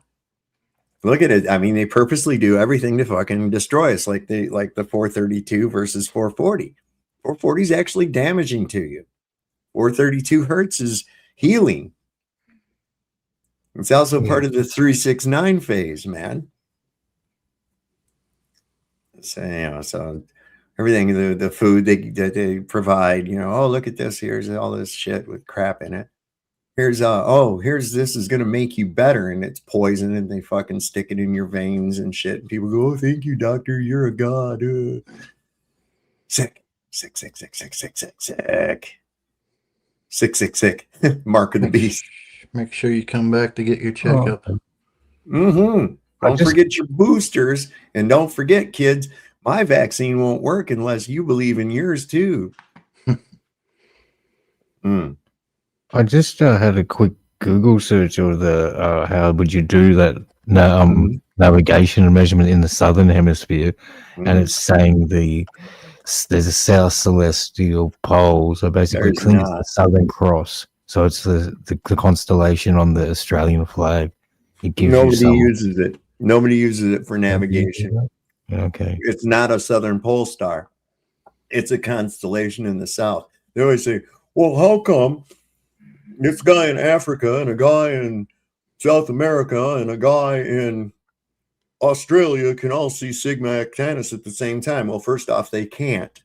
And they can't see it looking in the same direction. Okay? The reason all three can't is because it's not dark in all of those places at the same time. So that's another misnomer. Actually, you know, traveling in the south, especially trying to put globe coordinates onto it, because your meridians are actually further apart in the south than they are in the north. There are degrees around it, around the center. And they got them squeezed back together on these maps, and ships were constantly getting fucking wrecked and lost and never come back and shit, you know, just to keep this thing going. It's traveling below the equator or south of the equator was considered very, very dangerous. That's why they would hug the coast of a continent. Right. It's got here as well. There's method to what you're talking about, the meridian altitude method, which is kind of saying latitude equals 90 degrees minus the measured altitude plus the solar declination. So there's some sort of. Well, I guess Yeah, it's all mumbo jumbo. It's just not mumbo jumbo. If I'd have been back in those days, I'd be like, yeah, whatever the fuck's down there can be down there. I don't give a fuck. I ain't going. Ain't happening. Sorry about the rattling, guys. I got Fritos. Messy. I got Fritos. Oh. I guess my little jerky problem has stopped here now. Cool. Yeah, you're good now. Good. Back on it. What were you going to show before you took off? Dreamy Lynn talking about how the elite are vampires and shit. Dreamy knows what I'm talking about. I always tease her because she sounds just like. Oh, is it Roseanne? Yeah, it's Roseanne. You know they eat babies. That is not bullshit. It's true. So it's not just the dogs and the cats, not just the pets. It's not just the dogs and the cats. They're full-on vampires. And everybody still thinks I'm crazy, but I'm not crazy. They're full-on vampires. They love the taste of human flesh and they drink human blood. They do, Tucker. Stop staring at me like that. You're freaking me out, man. Because you spent your life in the entertainment business, so I think you have some authority on this. So many kids that I was in mental institutions with over the years, they are all from those cults. And they've covered it all up. They covered it all up. And, you know, I just pray to God. I'm just going to pray to God that he opens everybody's eyes in this country. By the time we go into vote for Trump, that he will open up everybody's eyes and they will stop pretending to be asleep. You know what they say? You can't wake people up that are pretending to be asleep, but I pray to God, please wake up even those who are pretending to be asleep with the irrefutable truth of what the worst people on this planet are really up to. They are really up to that. They're doing it. There are so many victims. There are so many victims. There are so many children victims that are now adults. The epidemic in America is child sexual abuse, and I just want people to see it. I want people to open up their eyes and see how prevalent and horrible it is. 1 of 3 girls, 1 of 4 boys in this country today. It's just horrible, and you just can't lie it away anymore. It's going to get more and more apparent, and you got to choose your side. Mm-hmm. Dreamy says it's evil. So they teach it in church. The bread they 1 eat, in yeah. 3. The 1 in 3 cannibalism. or 1 in 4. 1 in 4 males and 1 in 3 girls. Far out. So if we vote for Trump, he'll open our eyes and save us from all these demons. Yeah, Trump's one of them. Well, He's one of the biggest ones, man. That's the worst thing. You're hearing talking about the young girls that come in the Oval Office and shit. Young, beautiful girls. Oh, they're like, he's sitting there fucking sporting a chubby thinking about it. Well, and he was in charge of Miss Universe, right? Yeah. Everybody forgets that because it was so long ago. But and he would auction off little girls. Yeah, Remember? most of those girls weren't of age. No. I'm sure they did some paperwork readjustments to whatever they needed to do to get some young girls on that stuff. I'll see, I lost all my shit that I had over here. You have to wonder what's up with these people like that, though. It's like, you know, like I said before, they have this knowledge that none of us are privy to. Like, you've hung out in the same circles as these people, so you've obviously partook in some of these degenerate ways that they've been talking about. And it's like, so what, all of a sudden now, what, you're controlled op or whatever, you've come to save me from them? Like, I don't, yeah, Wow. Nobody is coming to save you. Right. Stand Definitely up. done. Be your own hero.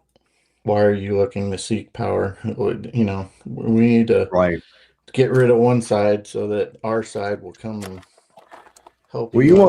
want to do a litmus test? Next time one of these motherfuckers comes up asking you for his vote, ask him, say, why do you want this position so bad? Yeah. Give me, well, why do you want to do this? And don't tell me it's because you fucking care about me, because you don't even Mm. know me, bitch. Or take a pay cut. Yeah. Do the position, do that role with the less income. Yeah, they're not in it for them. They're not in it to be servants of the public or whatever they claim to be. And look at this pompous orange turd. This is one of his little AI videos he made of him and George Washington looking at his ballroom. This is fucking weird. While most Americans were asleep, Donald Trump was thanking George Washington for giving him ideas on how to build his ballroom, posting this video of him and George Washington walking through his ballroom, and even MAGA inside of his comments on Truth Social are ripping the president apart for this. Mind you, this is happening as we are still in a war with Iran, as our service members are struggling overseas, as Americans cannot afford anything here at home, and the president in overnight hours is asking George Washington and thanking George Washington for his, quote, brilliant ideas. But this is the response he's getting. Absolutely delusional. President Bonespur spending his night dreaming of what will never be. Sailors are struggling aboard the USS Abe Lincoln. Washington had sleepless nights over the condition of his men. Donnie, every former president, living or dead, knows that you are an incompetent, lying, divisive, disgraceful stain on our nation. I mean, these are the comments on the president's Truth Social post where he's thanking George Washington for giving him ideas about the ballroom. Follow for more. Wow. I mean, you got to wonder what his world really is. He just really, this is the only thing he cares about is this shit that's him. You know? Yeah. Talk and All pain these- will make it what it ain't. All these people have been out of touch with reality and the common person, the common man, but it seems like it's at an all-time high now. They're just full speed ahead with whatever agenda they got going on. Yeah, they're just Which going ain't to a keep good going. one for us. But No, it never is. They'll say it is. It's for your safety and for your own. Iran can't have a nuke. Says who? Who said we could ever have one, even though none of us do, but who said we could have one? Well, you senile, crazy motherfucker sitting up there shitting your pants. You got one. That's right. You And they crazy even as went a to, fuck. what did they do? They went to Iraq saying they had weapons, and they didn't even have those weapons. No. No. It's the same exact playbook all over again. And even if they did, it's no business of the United States. Right. If you're holding them as well, that's right. Well, even if you're not holding them. See, the United States is sovereign on itself, and Iran is sovereign unto itself. Iraq is sovereign unto itself. For us to go in there under the guise of preemptive fucking nonsense is an illegal action. The United States deserves to be sanctioned by the UN, actually. But you won't see that because we're the controlling interest in it. The United States is the controlling interest in the UN. So this is just a big nonsense dog and pony show as far as that is concerned. This is and the people, I can't believe the amount of people, turn Iran into a parking lot. Why? What the fuck did Iran do to you? Exactly. It's such a just shame to see all of the loss of the different cultures. Get hyped up, man. They get hyped up by their Fox News shit and all this other nonsense. These little beady-faced Jews like Mark Levin coming on and talking shit, you know. Fuck them people, man. Stop listening to other people, man. Formulate your own opinion based on logic, man. Not on a team. That's what we got going on. People are not using logic at all. I don't think most people are able to use logic. I don't think they're able to. People today just don't have deductive reasoning skills. They just don't have critical thinking. They just go with whatever the mantra they were last presented with was. That's it. They go on. And this is why I've had to smoke weed for 48 fucking years now. I put a link in the regular chat. It was from Billy. I guess he dropped it over on the Rumble side, but I'm not sure what it is. It's what is it? Russian Freemason reveals and explains the shape of the earth. Oh, I've seen that. I have that video. I have that video on my computer. And he shows about the black sun coming up out of the center of the earth, the projection. Yeah, you might have played that not that long Yeah, ago. I did. It's the one where he's out using a blackboard. Yeah. Or a whiteboard, rather. Mm-hmm. Yeah, it's pretty interesting. It does correspond. You know, I'm not ready to make any kind of claim like this is exactly it. You know, and there's so many people will see some shit and they go, "Oh, there it is. There's proof. Proof of what? Yeah. Proof of somebody's idea of what's going on." Do we know this for real? No, I don't know that for real. What I do know is this: I do not have a firsthand observation of a globe Earth. The whole story comes to me from the same institution that has lied to me about everything else. So it's questionable. Okay. I don't observe water behaving in a way that would be consistent with a manner suggested by a globe Earth. I absolutely don't see that. And I know that it is physically impossible to have an isolated volume of gases without physical containment. That's just not possible. So when people say you have to prove you're flat Earth or you have a flat Earth proof, I'm not the one requiring proof, dumbass. I have the observation. Okay, that's the default position. You have a claim that goes against observation and testable reality. And therefore, see, the burden of proof lies on you. I don't give a fuck if there's everybody in the world believes that nonsense. You still have the burden of proof. Mm-hmm. That's all.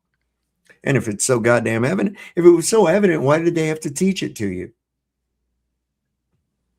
And why do they still have to proclaim it to this day? Like you should have. You've been ahead of the game for how many years now? You've had all the resources to do so, and yet here we are, still going back and forth between this. Like it should be undeniable at this point if it were true.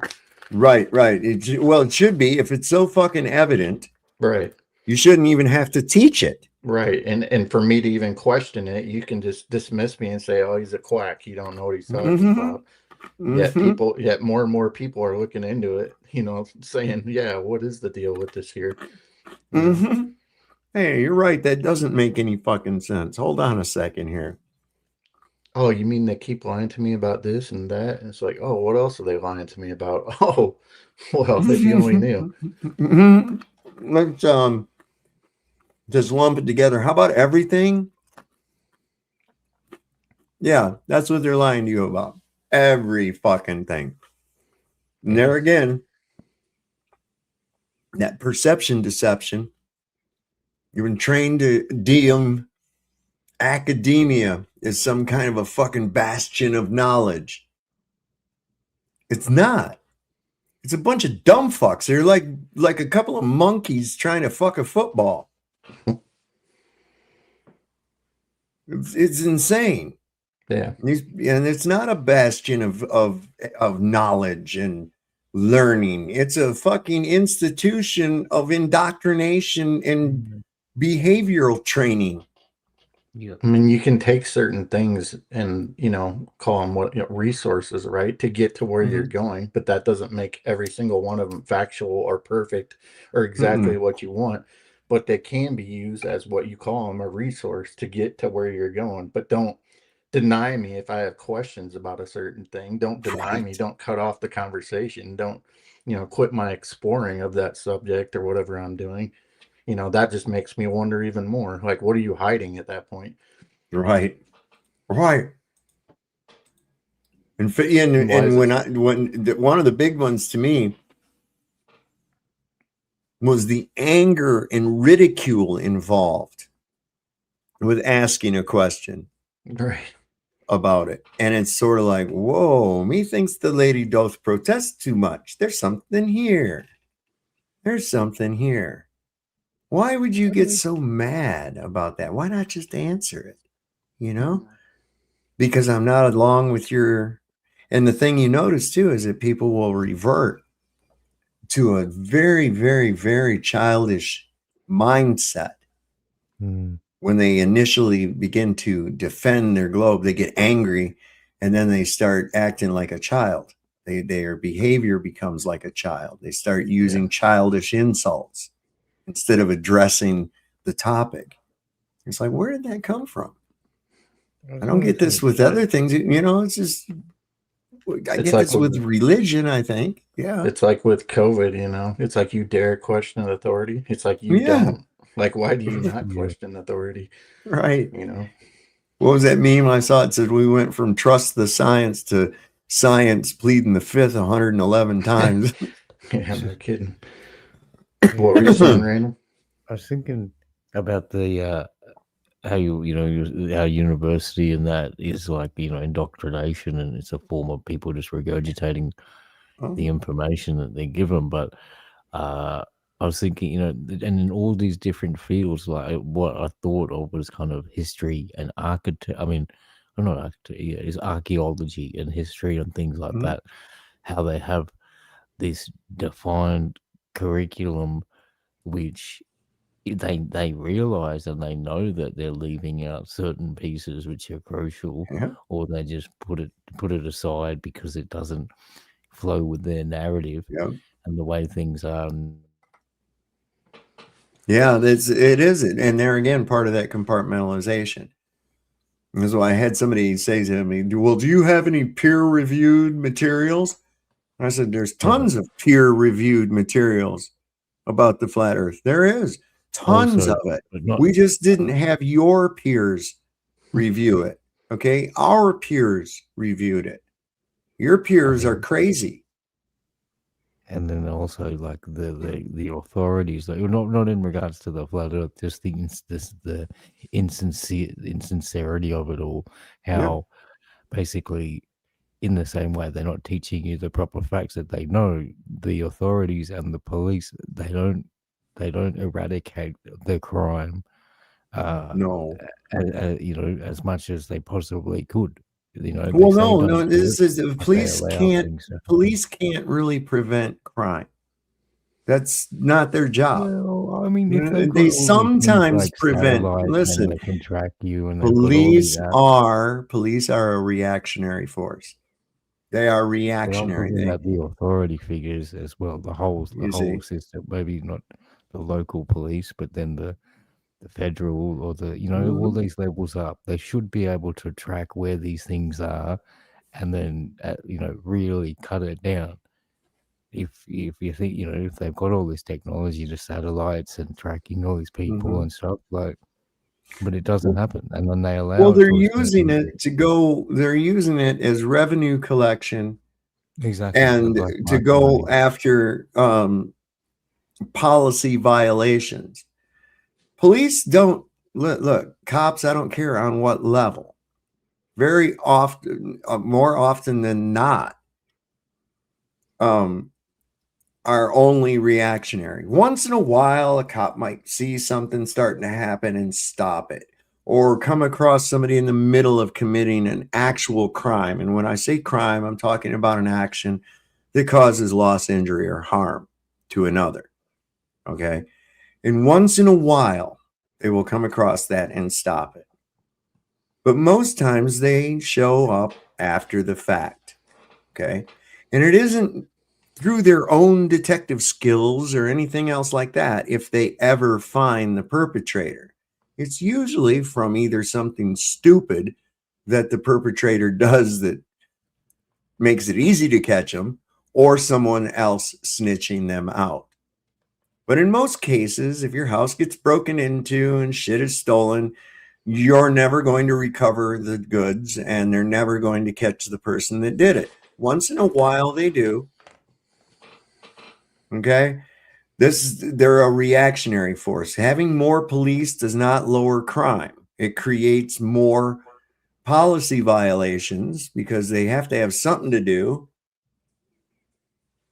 So they're going to be fucking with people that haven't done anybody harm and extracting revenue by economically terrorizing them or ruining them their lives by putting them in a dungeon someplace, for shit that nobody was harmed.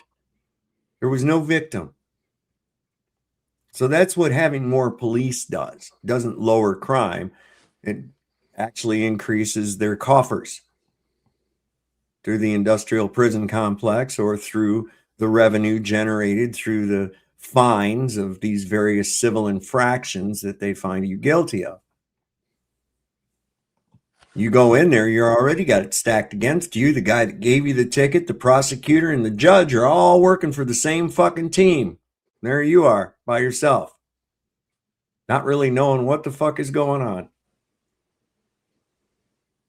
They rely on that, man. In my opinion, I'm an anarchist. I don't need government, man. Can't see any benefit in it whatsoever. None. If anything, government has only been a hindrance to my life, liberty, and pursuit of happiness. They've never aided in it. They've never assisted in it. They've only tried to hinder it. That's the funny part is when you ask practically almost anybody, it's like, what has your government done for you? They'll all say, well, nothing. In fact, I hate the government. It's like, so why do you listen to them so much? Right. But who will make the roads? Yeah. That's right. Nobody fucking went anywhere until some asshole came along and told everybody what to do. Jesus Christ, man. Come on. There, and people, I get that there's people out there that are, I don't know how to put this. This is really hard. It always irks people, but like, let's say you're on disability or whatever, right? The amount of money that we've spent over time, there should be funds set aside for people who are disabled. You shouldn't have to be dependent on the system for that money. We should have already, we were spending money for currently Iran, Ukraine, shit like that. That money, we could have had money set, all that money could have paid whatever you want to call it, not a system, but it could have paid the disability people who are on disability or whatever, if you're on some kind of medical, we could all have medical, health insurance and stuff like that, or not insurance, but health care.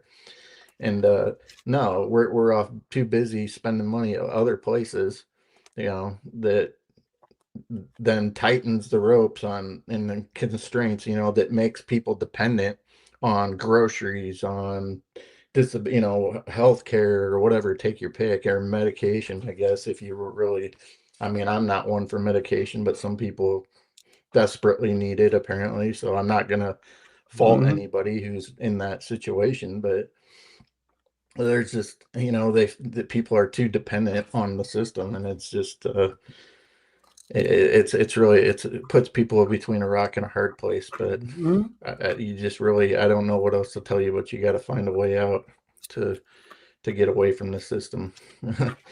Yeah, it's definitely not helping you none. No, man, it seems to be getting systematically worse. Yeah, the further we go down the line at a rapid pace. So it's like shit or get off the fucking pot, people. Damn. Shit or get off the pot. Holy crap, munchies kicking in on me. I've done I didn't even notice, but I ate like 3 fucking little bags of different chips. We bought a box full of those to take to that housewarming party at my daughter's house. Your daughter, yeah. And how'd that go? Did you go there? Yeah, it went all right. Yeah, I discovered something. I talked about it on the show last night. She brought a guitar out, wanted me to play it, and of course I didn't have a tuner or nothing with me, so I downloaded one real quick on my phone, tuned up the guitar. Just couldn't feel it. Just couldn't get into it. Nothing seemed right. I hit a chord and nothing seemed right. And I fucking go through.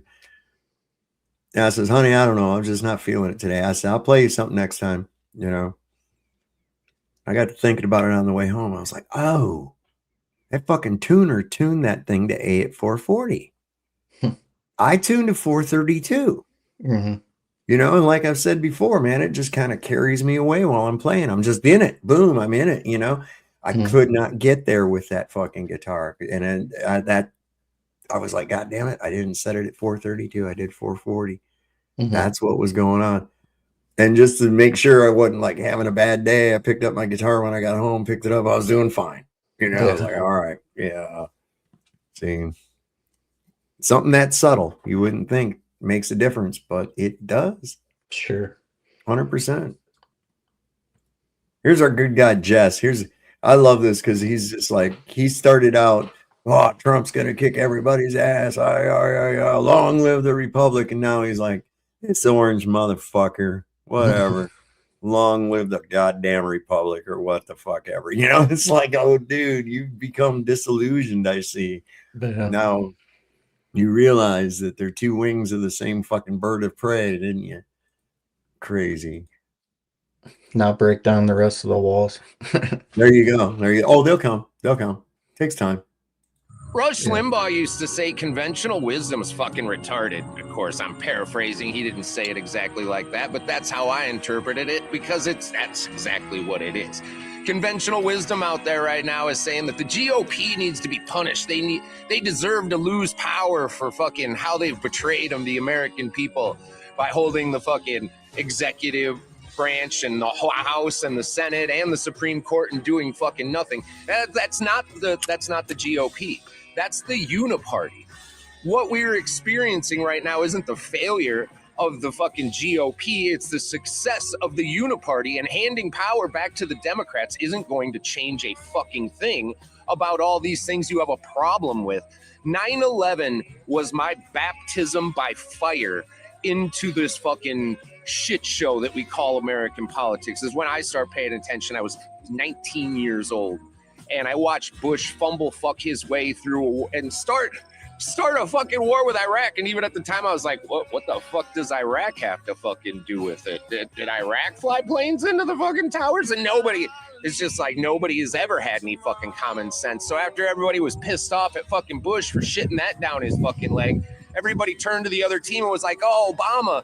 Yeah, because he says he's going to stop these. But everybody forgets Obama was saying, oh, we'll put an end to these Middle Eastern wars. These were the mistakes of the Republican Party. And what did Obama do?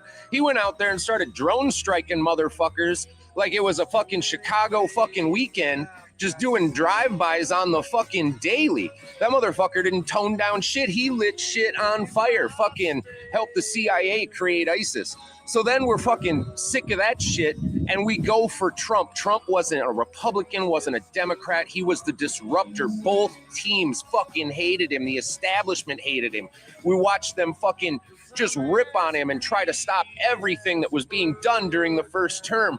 We saw them fucking cheat an election, fucking create a scamdemic, all fucking put in fucking mail-in ballots and all kinds of other bullshit fraud that was just plainly fucking obvious right out there for everybody to see. We thought Donald Trump was going to be the one to be the wrecking ball, the hammer of justice, and just smash the machine that had fucking betrayed us on all sides time and time again, only to watch Donald Trump be swallowed by that exact swamp and become the uniparty, become the deep state, do their bidding like all the other people who offered to be the agent of change for the last 25 fucking years. We're not seeing a new Middle East war. We're seeing the continuation of the Middle East wars that started in 2003. Like, that's where this started. It's the fucking 7 wars in 5 years. And these motherfuckers are so relentless and bold and arrogant. They thought they were going to get it done in 5, but they got no problem dragging it out for 23. Iran war is the continuation of the Zionist project to destroy the Middle East. Handing power and voting for Democrats is not the way out of this. And that's where Tucker's 10 points come in. Tucker's 10 points is a way to save us. And people out there are like, that's not a political party. That's not a plan. No, it's the way forward, because no one is coming to save you. What Tucker's 10 points are is how you need to live your life. You need to be the change that you want to see. If we all held those 10 points of value of honesty and accountability, and we lived our lives like that, it would change things from the bottom up. Our government system is a reflection of our own failings. Even look around at your local government. I'm sure your local government is just as fucking corrupt as it is in DC. I know it is around here where I live, and I live in the fucking backwoods of this fucking country. We are 10 years behind everybody, and these motherfuckers around here, they're so corrupt. They're taking payoffs. Donald Trump's just doing what every elected official is doing, giving government contracts to all their friends, insider fucking trading, fraud, abuse, stepping on anybody who fucking dares speak up against this fucking shit show. This is the time. This is the way. Tucker's 10 points. Save yourself. Unplug yourself from the matrix so that you can stand up and be like, no, fuck these corrupt pieces of shit. Wood chippers for all the pedophiles. Zero tolerance for these fucking criminals and some goddamn accountability. And if the fucking institutions aren't going to do it, then we, the people, have to stand up and either voice that or by action make a stand and declare that we're done. We're done with the uniparty. We're done with the deep state. We're done with the Zionists. We're done with fucking Israel and the lies and the endless fucking debt. It's if you're buried in debt up to your eyeballs, you don't really have a leg to stand on when you criticize the fucking government's debt. Now, do you? No, you don't. Get your own fucking house in order. You don't throw stones in glass houses. We lead by example. We're gonna have to clean our own fucking house up first before we can declare that the government needs to be fucking cleaned up. But these are not insurmountable things. Human nature will endure any form of tyranny imposed upon it. Its civilization has shown this time and time again. The tyranny never survives, tyranny never wins. Human nature always overcomes it, and fairness will destroy it. Every tyrannical government has fallen and failed. The harder they squeeze, the quicker it falls apart. I'll see you fuckers on the other side. Good luck to you all. Long live the Republic. Well, whatever. Long live the Republic. You're going to start doing videos from the toilet next. What makes them think Tucker's going to come save the day? Oh. Ain't come to realize that. He's still falling for the, okay, because Tucker's not on either one of the parties. See, there's that thinking. Yeah. It's like, okay, wait a minute. Tucker says some good shit. Tucker's trained to say things and get you to like what he says. That's his fucking job. His dad was CIA. Yeah, right. So, yeah, we got a little bit of corruption going on there that I think that there's possibility that maybe you might want to really look a little deeper into it. I'm not saying Tucker's wrong, but I'm not saying, oh, these things are bad. Let's jump over into the new frying pan. No, I don't want to be in a frying pan at all. That's the problem, that they're trying to create this new party of the Patriots, right? It's like that. This is they've once the left and the right. Once we figured the left and the right out, they're all part of the same thing. Oh, we're going to create this new party. Oh, there's always somebody that comes in to co-op once we've figured out what's going on. Tea party. Exactly. That's what I'm saying. It's always something. Always a group of people are grooming to co-opt another, whatever you want to call it, branch of something or another. Thing is, they need to just, if you, all right, you want to get real with it, abolish political parties. Right. Okay. Govern ourselves. There you go, man. Just stop looking for somebody. Be that somebody yourself. Okay. Be that somebody yourself. Fuck those people in their marble palace and everything they say and everything they do. Fuck them. Yeah. You just go on, do what's right. Even if it's against a policy. Well, you ever worked at a job, right? You're doing a job with a group of people and you get to realizing that the guy in charge, he's a freaking imbecile, right? Everybody knows that. And then at a certain point, you're just like, you know what? I'm going to go off and do my own thing because I know what I'm going to do is going to get this job done, you know? Right. So it's like the same thing, you know, you just self-govern yourself to get whatever job you're doing done. Well, the same thing applies here. Like I'm going to self-govern myself because I know what I'm going to do is going to be the right thing. I don't need somebody else to come in and tell me do this, this goes here or Right. that. You know, I don't Right. need that. Yeah, then people. Well, there's people that do need a life of direction. People giving Yeah. them directions. Yeah, that's for sure. I don't need that, so don't impose that on me. You know, see make it all the yourself a time. little club that says, "Hey, I'm going to have a guy that, whether he's your life coach or whatever else, and have him tell you what the fuck to do." Okay, but Mhm. that don't mean I got to be in your little life coach class. All right, I don't need that. I do just fine without that. We see it up here, you know, people come on panel, but you see it in other situations where something happens, you know, something kind of stressful or dire or something. People are like, well, what are we going to do? They're always looking to somebody else. It's like, don't look to somebody else. It's like, figure it out yourself, man. It may be hard getting there and it may take a while to get there, but figure it Right. out yourself. Don't rely on somebody else to do it for you. Stop asking, what are we going to do? Right. What the fuck are you going to do? Yeah. That's what you got to be concerned with. Don't be concerned about what I'm going to do about it. What are you going to do about it? Well, you got the same idea. Hey, that's cool. Let's get together. Let's maybe make this a little stronger. But that's the way you can it's got to be fortify. delved into. Yeah. Because even in the process of looking to get rid of a ruler, people are looking for someone to lead them in that process. And it's like, what the fuck do you not understand about? You don't need anybody to lead you. Stop that. Yeah. It's You know, like organize. If you're building something, go ahead, sorry. Yeah, you can organize. That's one thing, but you know, ain't nobody the boss. Stop that. It's like when you're building something, you know, and let's say it didn't work out, it fell over, and everybody's like, well, now what are we going to do? It's like, well, let's come up with another plan, man. We're not just going to give up, are we? Right. We're going to start by cleaning up the wreckage from the Right. failure, and then we're going to try this shit again and Right. learn from the mistakes that we made the first time. That's a big one right there, learning from the mistakes. You know, Mm. yeah, mistakes happen and they suck, but they're also a learning Yep. opportunity for everyone. Well, it looks like we're at 3.5 hours. I'm going to cut it out and get off of here. It's 1:11 a.m. here where I'm at. Yep. It's kind of a magical little number. And thanks for coming up, Cubby. Sorry we lost Drake and what was the other fellow? Random Australian. And we had Roger. Joe was on here. Roger. Dave Sims shortly. Dave Sims showed up here for a short period. Briefly. Yep, Andrew was here for just a minute, long enough for me to get a taste the biscuit verse in on it. And of course, all the people that showed up here, a lot of new people. That's great. Like, share, subscribe to the channel. It helps the algorithm. We are not monetized. We are shadow banned like a motherfucker. So that helps in the algorithm.